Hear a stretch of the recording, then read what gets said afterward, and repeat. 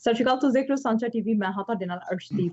ਤੁਹਾਨੂੰ ਪਤਾ ਕਿ ਅੱਜ 1 ਮਈ ਹੈ ਤੇ 1 ਮਈ ਨੂੰ ਐਪਲੀਕੇਸ਼ਨਸ ਖੁੱਲ ਚੁੱਕੀਆਂ ਨੇ। BC ਐਮਰਜੈਂਸੀ ਜੋ ਫੰਡਸ ਦਿੱਤੇ ਜਾ ਰਹੇ ਨੇ, $1000 ਇੱਕ ਟਾਈਮ ਦੀ ਪੇਮੈਂਟ ਹੈਗੀ ਹੈ। ਸੋ ਜਿਹੜੇ CERB ਲਈ ਐਲੀਜੀਬਲ ਹੈਗੇ ਆ ਉਹ BC ਦੇ ਇੱਕ ਟਾਈਮ ਐਮਰਜੈਂਸੀ ਜੋ ਫੰਡਸ ਨੇ ਉਹਨਾਂ ਦੇ ਲਈ ਐਲੀਜੀਬਲ ਨੇ। $1000 ਉਹ ਲੈ ਸਕਦੇ ਨੇ, ਟੈਕਸ ਫ੍ਰੀ ਇਹ ਪੇਮੈਂਟ ਹੈਗੀ ਹੈ। ਸੋ ਅੱਜ ਐਪਲੀਕੇਸ਼ਨ ਖੁੱਲ ਗਈਆਂ ਨੇ।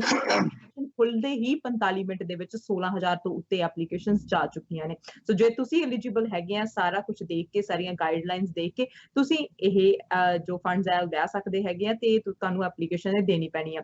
ਸੋ ਹੋਰ ਕੀ ਕੁਝ ਹੋ ਰਿਹਾ BC ਦੇ ਵਿੱਚ? BC ਦੀ ਐਮਰਜੈਂਸੀ ਲਿਫਟ ਕਰ ਦਿੱਤੀ, ਹੋਰ ਵਧਾ ਦਿੱਤੀ ਗਈ ਹੈ 2 ਵੀਕ ਦੇ ਲਈ। ਕਦੋਂ ਲਿਫਟ ਹੋਏਗੀ, ਕੀ ਕੁਝ ਹੋਣ ਵਾਲਾ BC ਦੇ ਵਿੱਚ, ਇਹ ਸਭ ਜਾਣਕਾਰੀ ਦੇ ਲੈਣ ਦੇ ਲਈ ਅੱਜ ਮੇਰੇ ਨਾਲ ਪਹੁੰਚੇ ਹੋਏ ਨੇ MLA ਜਗਰੂਪ ਬਰਾੜ। ਆਓ ਉਹਨਾਂ ਦਾ ਸਵਾਗਤ ਕਰ ਲੈਂਦੇ ਹਾਂ ਤਾਂ ਉਹਨਾਂ ਤੋਂ ਪੁੱਛਦੇ ਹਾਂ ਕਿ ਕੀ ਕੁਝ ਹੋਣ ਵਾਲਾ BC ਦੇ ਵਿੱਚ। ਸੋ ਮਿਸਟਰ ਬਰਾੜ, ਸਵਾਗਤ ਹੈ ਤੁਹਾਡਾ। ਅਰਸ਼ੀ, ਤੁਹਾਡਾ ਤੇ FYI ਮੀਡੀਆ ਦਾ ਬਹੁਤ-ਬਹੁਤ ਸ਼ੁਕਰੀਆ। ਤੁਹਾਡੇ ਦਰਸ਼ਕਾਂ ਨੂੰ ਮੇਰੀ ਨਿੱਘੀ ਸਤਿ ਸ੍ਰੀ ਅਕਾਲ, ਸਲਾਮ ਅਲੈਕੁਮ, ਨਮਸਕਾਰ। ਬਿਲਕੁਲ ਜੀ, ਐਮਰਜੈਂਸੀ ਹੋਰ 2 ਹਫ਼ਤੇ ਦੇ ਲਈ ਵਧਾ ਦਿੱਤੀ ਗਈ ਹੈਗੀ ਹੈ। ਸੋ ਕਿਵੇਂ ਚੱਲ ਰਿਹਾ ਸਾਰਾ ਕੁਝ? ਹਾਂਜੀ ਜੀ, ਬਿਲਕੁਲ ਜੀ। ਕੱਲ ਸੂਬਾ ਸਰਕਾਰ ਨੇ ਜਿਹੜੀ ਐਮਰਜੈਂਸੀ ਹੈ ਉਹਨੂੰ ਤੀਜੀ ਵਾਰ 2 ਹਫ਼ਤਿਆਂ ਵਾਸਤੇ ਹੋਰ ਵਧਾ ਦਿੱਤਾ ਗਿਆ ਤਾਂ ਕਿ ਜਿਹੜਾ ਸੂਬਾ ਸਰਕਾਰ ਇਹ COVID-19 ਜਿਹੜੀ ਸਿਚੁਏਸ਼ਨ ਆ ਉਹਦੇ ਵਿੱਚ ਲੋਕਾਂ ਦੀ ਸੇਫਟੀ ਨੂੰ ਮੁੱਖ ਰੱਖਦੇ ਹੋਏ ਜਿਹੜੇ ਕੁਝ ਫੈਸਲੇ ਬੜੇ ਅਹਿਮ ਤੇ ਤੁਰੰਤ ਲੈਣੇ ਪੈਂਦੇ ਆ ਉਹ ਇਸ ਐਕਟ ਦੇ ਥੱਲੇ ਲਏ ਜਾ ਸਕਦੇ ਆ, ਉਹਨਾਂ ਨੂੰ ਲਿਆ ਜਾ ਸਕੇ। ਤੋ ਉਹਦੇ ਵਿੱਚ ਜੇ ਆਪਾਂ ਪਿਛਲੇ 2 ਹਫ਼ਤਿਆਂ ਦੇ ਨਜ਼ਰ ਮਾਰੀਏ, ਜਿਹੜੀ 2 ਹਫ਼ਤੇ ਪਿੱਛੇ ਵਧਾਈ ਗਈ ਸੀ, ਤਾਂ ਉਹਦੇ ਵਿੱਚ ਮਿਸਾਲ ਦੇ ਤੌਰ ਦੇ ਉੱਤੇ ਜਿਹੜੇ ਲੋਕ ਬੇਘਰ ਨੇਗੇ, ਵੈਨਕੂਵਰ ਤੇ ਵਿਕਟੋਰੀਆ ਦੇ ਪਾਰਕਾਂ ਦੇ ਵਿੱਚ ਬੈਠੇ ਸੀ, ਟੈਂਟ ਲਾਈ, ਉਹਨਾਂ ਨੂੰ ਜਿਹੜਾ ਉੱਥੋਂ ਮੂਵ ਕਰਨ ਵਾਸਤੇ ਸਰਕਾਰ ਨੇ ਫੈਸਲਾ ਕੀਤਾ। ਫੈਸਲਾ ਕਰਕੇ ਉਹ ਮੂਵ ਕੀਤੇ ਜਾ ਰਹੇ ਆ। ਇਹ ਬੜਾ ਵੱਡਾ ਫੈਸਲਾ ਸੀ। ਉਹਦੇ ਨਾਲ ਉਹਨਾਂ ਦੀ ਸੇਫਟੀ ਵੀ ਹੈਗੀ, ਜਿਹੜੇ ਆਲੇ ਦੁਆਲੇ ਕਮਿਊਨਿਟੀਆਂ ਜਿਹੜੀਆਂ ਹੈਗੀਆਂ ਉਹਨਾਂ ਦੀ ਸੇਫਟੀ ਵੀ ਹੈਗੀ ਹੈ, ਲੋਕਾਂ ਦੀ ਸੇਫਟੀ ਵੀ ਉਹਦੇ ਨਾਲ ਬਣੀ ਰਹੇਗੀ। ਇਹਦੇ ਨਾਲ ਜਿਹੜਾ ਪਿਛਲੇ 2 ਹਫ਼ਤਿਆਂ ਦੇ ਵਿੱਚ ਜਿਹੜਾ ਇੱਕ ਫੈਸਲਾ ਇਹ ਵੀ ਕੀਤਾ ਗਿਆ ਕਿ ਜਿਹੜੇ ਲੋਕ ਜਿਹੜੀ ਪ੍ਰਾਈਸ ਗਾਊਜ਼ਿੰਗ ਕਰਦੇ ਆ ਜਾਂ ਬੇਤੁਕੀਆਂ ਪ੍ਰਾਈਸਾਂ ਵਧਾ ਦਿੰਦੇ ਆ ਚੀਜ਼ਾਂ ਦੀਆਂ ਲੋਕਾਂ ਵਾਸਤੇ, ਜਾਂ ਜਿਹੜੇ ਮੈਡੀਕਲ ਇਕੁਇਪਮੈਂਟ ਨੇ ਉਹਨਾਂ ਨੂੰ ਬਾਹਰ ਆ ਕੇ ਰੀਸੇਲ ਕਰਕੇ ਮੁਨਾਫਾ ਲੈਣ ਦੀ ਕੋਸ਼ਿਸ਼ ਕਰਦੇ ਆ, ਉਹਨਾਂ ਨੂੰ $2000 ਤੱਕ ਦੀ ਜਿਹੜੀ ਟਿਕਟ ਆ ਉਹ ਦੇਣ ਵਾਸਤੇ ਇਖਤਿਆਰ ਦਿੱਤੇ ਗਏ ਸੀਗੇ ਪੁਲਿਸ ਨੂੰ ਤੇ ਜਿਹੜੇ ਬਾਕੀ ਐਨਫੋਰਸਮੈਂਟ ਆਫੀਸਰਸ ਨੂੰ, ਤਾਂ ਕਿ ਉਹਨਾਂ ਨੂੰ ਨੱਥ ਪਾਈ ਜਾ ਸਕੇ। ਇਹ ਵੀ ਫੈਸਲਾ ਪਿਛਲੇ ਹਫ਼ਤੇ ਹੋਇਆ। ਇਸੇ ਤਰੀਕੇ ਦੇ ਨਾਲ ਫੈਡਰਲ ਸਰਕਾਰ ਨਾਲ ਮਿਲ ਕੇ ਸੂਬਾ ਸਰਕਾਰ ਨੇ ਜਿਹੜਾ ਸਮਾਲ ਬਿਜ਼ਨਸ ਹੈ ਜਿਹੜਾ ਉਹਦਾ ਟੈਕਸ ਘਟਾਉਣ ਵਾਸਤੇ ਜਿਹੜਾ ਉਹਨਾਂ ਦੇ ਵਾਸਤੇ ਇੱਕ ਪ੍ਰੋਗਰਾਮ ਵਿਸ਼ੇਸ਼ ਐਲਾਨ ਕੀਤਾ ਗਿਆ। ਇਸੇ ਤਰੀਕੇ ਦੇ ਨਾਲ ਜਿਹੜਾ ਕਮਰਸ਼ੀਅਲ ਪ੍ਰਾਪਰਟੀ ਟੈਕਸ ਆ ਉਹਨੂੰ 25% ਘਟਾਉਣ ਵਾਸਤੇ ਵੀ ਜਿਹੜਾ ਇਸੇ ਐਕਟ ਥੱਲੇ ਜਿਹੜਾ ਉਹ ਐਲਾਨ ਪਿਛਲੇ 2 ਵੀਕ ਦੇ ਵਿੱਚ ਕੀਤਾ ਗਿਆ। ਸੋ ਇਸ ਤਰ੍ਹਾਂ ਬਹੁਤ ਸਾਰੇ ਫੈਸਲੇ ਨੇ ਜਿਹੜੇ ਇਸ ਐਕਟ ਥੱਲੇ ਲਏ ਜਾ ਸਕਦੇ ਆ। ਇਸੇ ਕਰਕੇ ਇਸ ਐਕਟ ਦੀ ਲੋੜ ਹੈਗੀ ਹੈ। COVID-19 ਦੇ ਔਖੇ ਸਮੇਂ ਦੇ ਵਿੱਚ ਇਸ ਐਕਟ ਦਾ ਐਕਟਿਵ ਹੋਣਾ ਬੜਾ ਜ਼ਰੂਰੀ ਹੈ। ਇਸੇ ਕਰਕੇ ਜਿਹੜੀ ਐਮਰਜੈਂਸੀ ਹੈ BC ਦੇ ਵਿੱਚ ਉਹ 2 ਹਫ਼ਤਿਆਂ ਵਾਸਤੇ ਹੋਰ ਵਧਾਈ ਗਈ ਹੈ ਤਾਂ ਕਿ ਲੋਕਾਂ ਦੀ ਸੇਫਟੀ ਨੂੰ ਬਰਕਰਾਰ ਰੱਖਿਆ ਜਾ ਸਕੇ। COVID-19 ਜਿਹੜਾ ਹੈਗਾ ਉਹਦੀ ਅਪਡੇਟ ਦੇ ਰਹੇ ਆ ਹਰ ਰੋਜ਼ ਸਾਨੂੰ। ਬੋਨੀ ਹੈਨਰੀ, ਐਂਡਰੀਅਨ ਡਿਕਸ, ਉਹ ਹਮੇਸ਼ਾ ਸਾਨੂੰ ਅਪਡੇਟਸ ਦਿੰਦੇ ਰਹਿੰਦੇ ਆ ਕੀ ਹੋ ਰਿਹਾ ਹੈਗਾ, ਕਿੰਨੇ ਕੇਸ ਘਟ ਗਏ, ਕਿੰਨੇ ਨਵੇਂ ਆ ਗਏ ਹੈਗੇ। ਸੋ ਸਭ ਕੁਝ ਜਾਣਕਾਰੀ ਸਾਨੂੰ ਲੈਂਦੇ ਨੂੰ 100 ਦਿਨ ਪੂਰੇ ਹੋ ਗਏ ਨੇ। 100 ਦਿਨ ਹੋ ਗਏ ਨੇ ਇਸ ਪੈਂਡੈਮਿਕ ਦੇ ਨਾਲ, ਇਸ ਦੇ ਉੱਤੇ ਨਜ਼ਰ ਬਣਾਈ ਰੱਖੇ ਨੂੰ। ਤੁਹਾਡਾ ਕੀ ਕਹਿਣਾ ਹੈ ਇਹਦੇ ਉੱਤੇ? ਜੀ, 100 ਦਿਨ ਜਿਹੜੇ ਹੈਗੇ ਆ ਜਿਨ੍ਹਾਂ ਨੇ ਧਰਤੀ ਹਿਲਾ ਕੇ ਰੱਖ ਦਿੱਤੀ, ਹਰ ਜਿਹੜੀ ਹੈਗੀ ਆ ਜਿਹੜਾ ਮੁਲਕ ਦੀ ਸਰਕਾਰ ਹਿਲਾ ਕੇ ਰੱਖ ਦਿੱਤੀ, ਹਰ ਮੁਲਕ ਦੀ ਇਕਨੋਮੀ ਹਿਲਾ ਕੇ ਰੱਖ ਦਿੱਤੀ, ਈਵਨ ਪਰਿਵਾਰ ਹਿਲਾ ਕੇ ਰੱਖ ਦਿੱਤਾ, ਬਹੁਤ ਵੱਡੀ ਗਿਣਤੀ ਲੋਕਾਂ ਨੂੰ ਘਰਾਂ ਦੇ ਵਿੱਚ ਬੰਦ ਕਰ ਦਿੱਤਾ। ਸੋ ਇਹ ਇੱਕ ਬਹੁਤ ਵੱਡਾ ਇੰਪੈਕਟ ਹੈ COVID-19 ਦਾ ਮਨੁੱਖ ਦੇ ਉੱਤੇ, ਟੋਟਲ ਮਨੁੱਖਤਾ ਦੇ ਉੱਤੇ। ਔਰ ਉਹਦੇ ਵਿੱਚ ਜਿਹੜਾ 100 ਦਿਨ ਦਾ ਸਫ਼ਰ ਸਾਡਾ ਜੀ, 100 ਦਿਨ ਪਹਿਲਾਂ ਜਿਹੜਾ BC ਦੇ ਅਧਿਕਾਰੀਆਂ ਨੇ ਸਾਨੂੰ ਜਿਹੜੀ ਇਸ ਗੱਲ ਬਾਰੇ ਜਾਣਕਾਰੀ ਦਿੰਦੇ ਹੋਏ ਤਾੜਨਾ ਦਿੱਤੀ ਸੀ ਕਿ ਜਿਹੜਾ COVID-19 ਆ ਉਹ ਸਾਡੇ ਦਰਵਾਜ਼ੇ ਤੇ ਵੀ ਪਹੁੰਚੂਗਾ ਔਰ ਇਸ ਨੇ ਇੱਥੇ ਆ ਕੇ ਵੀ ਜਾਨੀ ਮਾਲੀ ਨੁਕਸਾਨ ਕਰਨਾ। ਚਾਹੇ ਉਹ ਬੜਾ ਅਰਲੀ ਸਟੇਜ ਸੀ ਉਸ ਵੇਲੇ, ਸ਼ਾਇਦ ਉਹ ਲੋਕਾਂ ਦੇ ਜਿਹੜਾ ਜ਼ਿਹਨ ਦੇ ਵਿੱਚ ਗੱਲ ਉਹਨੇ ਰਜਿਸਟਰ ਨਹੀਂ ਹੋਈ, ਪਰ ਉਸ ਤੋਂ ਬਾਅਦ ਲਗਾਤਾਰ ਜਿਹੜੇ ਡਾਕਟਰ ਬੋਨੀ ਹੈਨਰੀ ਹੈ ਤੇ ਸਾਡੇ ਜਿਹੜੇ ਮਿਨਿਸਟਰ ਨੇ ਐਂਡਰੀਅਨ ਡਿਕਸ, ਉਹ ਲਗਾਤਾਰ ਲੋਕਾਂ ਨੂੰ ਜਿਹੜਾ ਉਹ ਮੈਸੇਜ ਅਪਡੇਟ ਵੀ ਦਿੰਦੇ ਆ ਔਰ ਮੈਸੇਜ ਵੀ ਦਿੰਦੇ ਆ ਕਿ ਵੀ ਇਹਨੂੰ COVID-19 ਨੂੰ ਰੋਕਣ ਦੀ ਦਵਾਈ ਇਸ ਵੇਲੇ ਸਿਰਫ ਇੱਕੋ ਹੀ ਹੈ। ਲੋਕ ਨੇ ਜਿਹੜੇ ਲੋਕ ਜੋ ਪਾਬੰਦੀਆਂ ਲੱਗੀਆਂ ਉਹਨਾਂ ਨੂੰ ਪਾਲਣ ਕਰਕੇ ਉਹਨੂੰ ਰੋਕ ਸਕਦੇ ਆ। ਸੋ 100 ਦਿਨ ਦੇ ਵਿੱਚ ਜੇ ਆਪਾਂ ਨਜ਼ਰ ਮਾਰੀਏ ਕਿ ਵੂਹਾਨ ਤੋਂ ਸ਼ੁਰੂ ਹੋ ਕੇ ਇਹਦਾ ਸਫ਼ਰ ਜਿਹੜਾ ਸ਼ੁਰੂ ਹੋਇਆ, ਇਹ ਧਰਤੀ ਦੇ 200 ਮੁਲਕਾਂ ਤੱਕ ਜਿਹੜਾ ਇਹ ਪਹੁੰਚ ਚੁੱਕਿਆ। ਚਾਹੇ ਅਸੀਂ ਕਹਿੰਦੇ ਹਾਂ ਵੀ ਇਹ ਨੰਗੀ ਅੱਖ ਨਾਲ ਦਿਖਦਾ ਨਹੀਂ ਔਰ ਇਹ ਜਿਉਂਦਾ ਵੀ ਨਹੀਂ, ਪਰ ਫਿਰ ਇਹ 200 ਮੁਲਕਾਂ ਦਾ ਸਫ਼ਰ ਕਰ ਚੁੱਕਿਆ ਪਰ ਉੱਥੇ ਜਾ ਕੇ ਇਹਨੇ ਬਹੁਤ ਸਾਰੇ ਮੁਲਕਾਂ ਦੇ ਵਿੱਚ ਬਹੁਤ ਵੱਡਾ ਨੁਕਸਾਨ ਕੀਤਾ। ਮਿਸਾਲ ਦੇ ਤੌਰ ਦੇ ਉੱਤੇ ਵੂਹਾਨ ਦੇ ਵਿੱਚ, ਉਦੋਂ ਬਾਅਦ ਨਾਰਦਰਨ ਇਟਲੀ ਦੇ ਵਿੱਚ, ਫਿਰ ਸਪੇਨ ਦੇ ਵਿੱਚ, ਫਿਰ ਈਰਾਨ ਦੇ ਵਿੱਚ, ਫਿਰ ਆਪਣੇ ਨਿਊਯਾਰਕ ਆਪਣੀ ਗੁਆਂਢੀ ਸਟੇਟ ਦੇਖੀਏ ਉੱਥੇ ਜਿਹੜੇ ਇਸ ਤਰ੍ਹਾਂ ਦੇ ਸੀਨ ਨੇ ਕਿ ਲੋਕਾਂ ਦੇ ਜਿਹਨਾਂ ਨੂੰ ਦੇਖ ਕੇ ਦਿਲ ਕੰਬ ਜਾਂਦਾ ਕਿ ਵੀ ਵੱਡੇ ਵੱਡੇ ਜਿਹੜੇ ਟੋਏ ਪੱਟ ਕੇ ਲੋਕਾਂ ਨੂੰ ਦੱਬਿਆ ਜਾ ਰਿਹਾ। ਈਵਨ ਅਮਰੀਕਾ ਦੇ ਵਿੱਚ ਜਿਹੜੀ ਫਸਟ ਜਿਹੜੀ ਦੁਨੀਆ ਦੀ ਬੈਸਟ ਨੇਸ਼ਨ ਆਪਣੀ ਕਹਾਉਂਦੀ ਸੀ। ਸੋ ਇਸ ਕਰਕੇ ਕੋਵਿਡ-19 ਦਾ ਬਹੁਤ ਵੱਡਾ ਪ੍ਰਭਾਵ ਹੈ ਜੀ। ਪਰ BC ਦੇ ਵਿੱਚ ਜਿਹੜੀ ਸਾਡੀ ਗੁੱਡ ਲੱਕ ਇਹ ਆ ਕਿ ਜਿਹੜਾ ਹੈਗਾ BC ਦੇ ਵਿੱਚ ਜਿਹੜੀ ਕੋਵਿਡ-19 ਦੀ ਜਿਹੜੀ ਆਪਣੀ ਹੈਗੀ ਹੈ ਕਰਵ ਹੈ, ਉਹਨੂੰ ਅਸੀਂ ਫਲੈਟ ਲੋਕਾਂ ਦੀ ਮਦਦ ਦੇ ਨਾਲ ਕਰ ਸਕੇ ਆ। ਇਹਦੇ ਬਾਵਜੂਦ ਕਿ ਸਾਡੀ ਇਕਨੋਮੀ ਦਾ ਬਹੁਤ ਵੱਡਾ ਹਿੱਸਾ ਖੁੱਲਾ, ਲੋਕਾਂ ਦੇ ਉੱਤੇ ਬਾਹਰ ਜਾਣ ਤੇ ਕੋਈ ਪਾਬੰਦੀ ਨਹੀਂ, ਲੋਕ ਸੈਰ ਕਰ ਸਕਦੇ ਆ, ਪਾਰਕ ਜਾ ਸਕਦੇ ਆ, ਜਾ ਕੇ ਉੱਥੇ ਐਜ਼ ਲੌਂਗ ਐਜ਼ ਦਾ 6 ਫੁੱਟ ਦਾ ਫਾਸਲਾ ਰੱਖਣ ਉਹ ਕਰ ਸਕਦੇ। ਇਹ ਇੱਕ ਬੇਮਿਸਾਲ ਚੀਜ਼ ਹੋਈ ਹੈ BC ਦੇ ਵਿੱਚ ਕਿ ਬਹੁਤ ਵੱਡਾ ਇਕਨੋਮੀ ਦਾ ਹਿੱਸਾ ਰੱਖ ਕੇ ਲੋਕਾਂ ਤੇ ਕੋਈ ਪਾਬੰਦੀ ਬਾਹਰ ਜਾਣ ਦੀ ਨਾ ਲਾ ਕੇ ਇੱਕ ਡਿਸਿਪਲਿਨ ਨੂੰ ਚੇਂਜ ਕੀਤਾ। ਉਹਦੇ ਨਾਲ ਅਸੀਂ ਇਹਨੂੰ ਜਿਹੜਾ ਇਹ ਕਰਵ ਨੂੰ ਪੈਂਡ ਕਰ ਸਕੇ ਹਾਂ। ਬੜੀ ਵੱਡੀ ਸਫਲਤਾ ਹੈ। ਜਿਹੜਾ ਅਗਲਾ ਦੌਰ ਹੈ, ਜਿਹੜਾ ਰੀਓਪਨਿੰਗ ਦਾ ਦੌਰ ਹੈ, ਉਹ ਇਦੋਂ ਵੀ ਔਖਾ ਹੋਣਾ। ਜਿਹੜੀ ਸਾਡੀ ਕਮਿਟਮੈਂਟ ਹੈ, ਅਨਵੇਵਰਿੰਗ ਕਮਿਟਮੈਂਟ ਹੈ, ਉਹ ਇਦੋਂ ਵੀ ਜੇ ਮਜ਼ਬੂਤ ਹੋਊਗੀ ਤਾਂ ਆਪਾਂ ਅਗਲੇ ਸਫ਼ਰ ਨੂੰ ਤੈਅ ਕਰ ਸਕਾਂਗੇ। ਜੇ ਉਹਦੇ 'ਚ ਅਸੀਂ ਵੇਸਲੇ ਹੋ ਗਏ ਤਾਂ ਅਸੀਂ ਵਾਪਸ ਵੀ ਜਾ ਸਕਦੇ ਹਾਂ। ਕਈ ਥਾਵਾਂ ਦੇ ਉੱਤੇ ਵਾਪਸ ਗਏ ਆ ਲੋਕ ਕਿ ਦੁਬਾਰੇ ਪਾਬੰਦੀਆਂ ਲਾਉਣੀਆਂ ਪੈਂਦੀਆਂ, ਪਹਿਲਾਂ ਨਾਲੋਂ ਜ਼ਿਆਦਾ ਲਾਉਣੀਆਂ ਪੈਂਦੀਆਂ। ਮੈਨੂੰ ਉਮੀਦ ਹੈ ਕਿ BC ਦੇ ਲੋਕ ਸਹਿਯੋਗ ਦੇਣਗੇ, ਸਾਨੂੰ ਉਹ ਸਫਲ ਉਹ ਚੀਜ਼ ਨਹੀਂ ਦੇਖਣੀ ਪੈਣੀ, ਅਸੀਂ ਉਹਨੂੰ ਪੋਜ਼ਿਟਿਵ ਹੀ ਪਾਸੇ ਲੈ ਕੇ ਜਾ ਸਕਾਂਗੇ। ਬਿਲਕੁਲ ਕਈ ਜਿਨ੍ਹਾਂ ਪ੍ਰੋਵਿੰਸਸ ਦਾ ਅਸੀਂ ਦੇਖਿਆ ਕਿ ਉਹਨਾਂ ਨੇ ਫਰੇਮਵਰਕ ਦਿੱਤਾ ਹੈਗਾ ਕਿ ਅਸੀਂ ਓਪਨ ਕਰਨ ਜਾ ਰਹੇ ਹਾਂ, ਪਰ ਉਹ ਫੇਰ ਵੀ ਕਹਿ ਰਹੇ ਨੇ ਕਿ ਅਸੀਂ ਜਿਹੜੀ ਇਕਨੋਮੀ ਰੀਓਪਨ ਤਾਂ ਕਰ ਰਹੇ ਹੈਗੇ ਆ, ਪਰ ਇੱਕ ਵਾਰ ਦੇਖਣਾ ਹੈ ਕਿ ਕਿਵੇਂ ਲੋਕ ਰਿਐਕਟ ਕਰਦੇ ਆ, ਕੀ ਆਉਂਦਾ ਹੈਗਾ ਇਹਦਾ ਰਿਜ਼ਲਟ, ਤੇ ਉਸ ਦੇ ਅਕੋਰਡਿੰਗ ਹੀ ਅਸੀਂ ਦੁਬਾਰਾ ਫੇਰ ਕੋਈ ਇਹਦਾ ਰਿਜ਼ਲਟ ਦੇ ਨਾਲ ਹੀ ਕੋਈ ਫੈਸਲਾ ਲਵਾਂਗੇ ਕਿ ਅਸੀਂ ਦੁਬਾਰਾ ਤੋਂ ਬੰਦ ਕਰਨਾ, ਲੋਕਡਾਊਨ ਕਰਨਾ ਕਿ ਕੀ ਕਰਨਾ ਹੈ। ਸੋ ਇਹਦਾ ਹੁਣ ਹਾਲਾਤ ਦੇਖ ਕੇ ਪਤਾ ਲੱਗੇਗਾ। ਹੁਣ ਜੇ BC ਦੀ ਗੱਲ ਕਰੀਏ, ਅੱਜ 1 ਮਈ ਹੈ। 1 ਮਈ ਨੂੰ ਜਿਵੇਂ ਐਜ਼ ਪ੍ਰੋਮਿਸ ਕੀਤਾ ਸੀਗਾ ਆਪਣੇ ਪ੍ਰੀਮੀਅਰ ਜੌਨ ਹੋਰਗਨ ਨੇ ਕਿ $1000 ਉਹਨਾਂ ਨੂੰ ਮਿਲੂਗਾ ਜਿਹੜੇ CERB ਲੈ ਰਹੇ ਹੈਗੇ ਨੇ। ਸੋ ਮਿਸਟਰ ਬਰਾੜ, ਤੁਸੀਂ ਨੋਟ ਕੀਤਾ ਹੋਣਾ ਕਿ 16,399 ਤੱਕ ਲੋਕ ਪਹਿਲੇ 45 ਮਿੰਟਾਂ 'ਚ ਐਪਲੀਕੇਸ਼ਨ ਦੇ ਚੁੱਕੇ ਨੇ। ਸੋ ਅੱਜ ਜਿਹੜੇ ਇੱਕ ਵਾਰ ਫਿਰ ਤੋਂ ਜੇ ਅਸੀਂ ਯਾਦ ਕਰਾਈਏ BC ਵਾਲਿਆਂ ਨੂੰ ਕਿ ਇਹ ਆਪਣਾ $1000 ਟੈਕਸ ਫ੍ਰੀ ਲੈ ਸਕਦੇ ਹੈਗੇ ਆ, ਸੋ ਕੀ ਕੁਝ ਉਹਨਾਂ ਨੂੰ ਕਰਨਾ ਪੈਣਾ?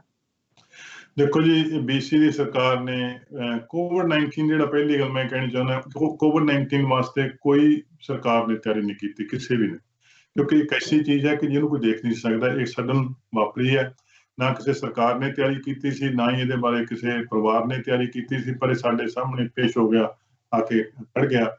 ਸੋ BC ਸਰਕਾਰ ਨੇ ਬਹੁਤ ਸਾਵਧਾਨੀ ਦੇ ਨਾਲ, ਬਹੁਤ ਤੇਜ਼ੀ ਦੇ ਨਾਲ ਜਿਹੜਾ ਹੈਗਾ ਆਮ ਲੋਕਾਂ ਦੀ ਜਾਂ ਬਿਜ਼ਨਸ ਦੀ ਮਦਦ ਕਰਨ ਵਾਸਤੇ ਬਹੁਤ ਤੇਜ਼ੀ ਦੇ ਨਾਲ ਪਾਲਿਸੀਆਂ ਇੰਨੀਆਂ ਚੇਂਜ ਕੀਤੀਆਂ ਪਿਛਲੇ 2.5 ਮਹੀਨਿਆਂ ਦੇ ਵਿੱਚ, ਜਿਹੜੀਆਂ ਰੂਟੀਨ ਦੇ ਵਿੱਚ ਰੂਟੀਨ ਹੁੰਦਾ ਤਾਂ ਉਹ 2.5 ਸਾਲ ਦੇ ਵਿੱਚ ਪਾਲਿਸੀ ਬਣਨੀਆਂ ਨਹੀਂ ਸੀਗੀਆਂ, ਕਿਉਂਕਿ ਉਸ ਵੇਲੇ ਜਿਹੜਾ ਉਹਦਾ ਪੈਮਾਨਾ ਵੱਖਰਾ।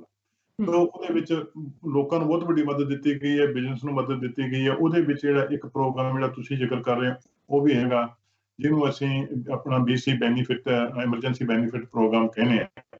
ਉਹਦੇ 'ਚ $1000 ਹਰੇਕ ਜਿਹੜਾ ਵਿਅਕਤੀ ਨੂੰ, ਜਿਹਦੇ 'ਚ ਕੁਝ ਸ਼ਰਤਾਂ ਹੈਗੀਆਂ ਮੈਂ ਦੱਸਣ ਜਾ ਰਿਹਾ, ਉਹਨੂੰ ਮਿਲ ਸਕਦਾ। ਇਹ ਟੈਕਸ ਫ੍ਰੀ ਮਨੀ ਹੈਗੀ ਹੈ, ਇਹ ਇੱਕੋ ਵਾਰੀ ਮਿਲਣੀ ਹੈ, ਦੂਸਰੀ ਵਾਰੀ ਨਹੀਂ ਮਿਲਣੀ।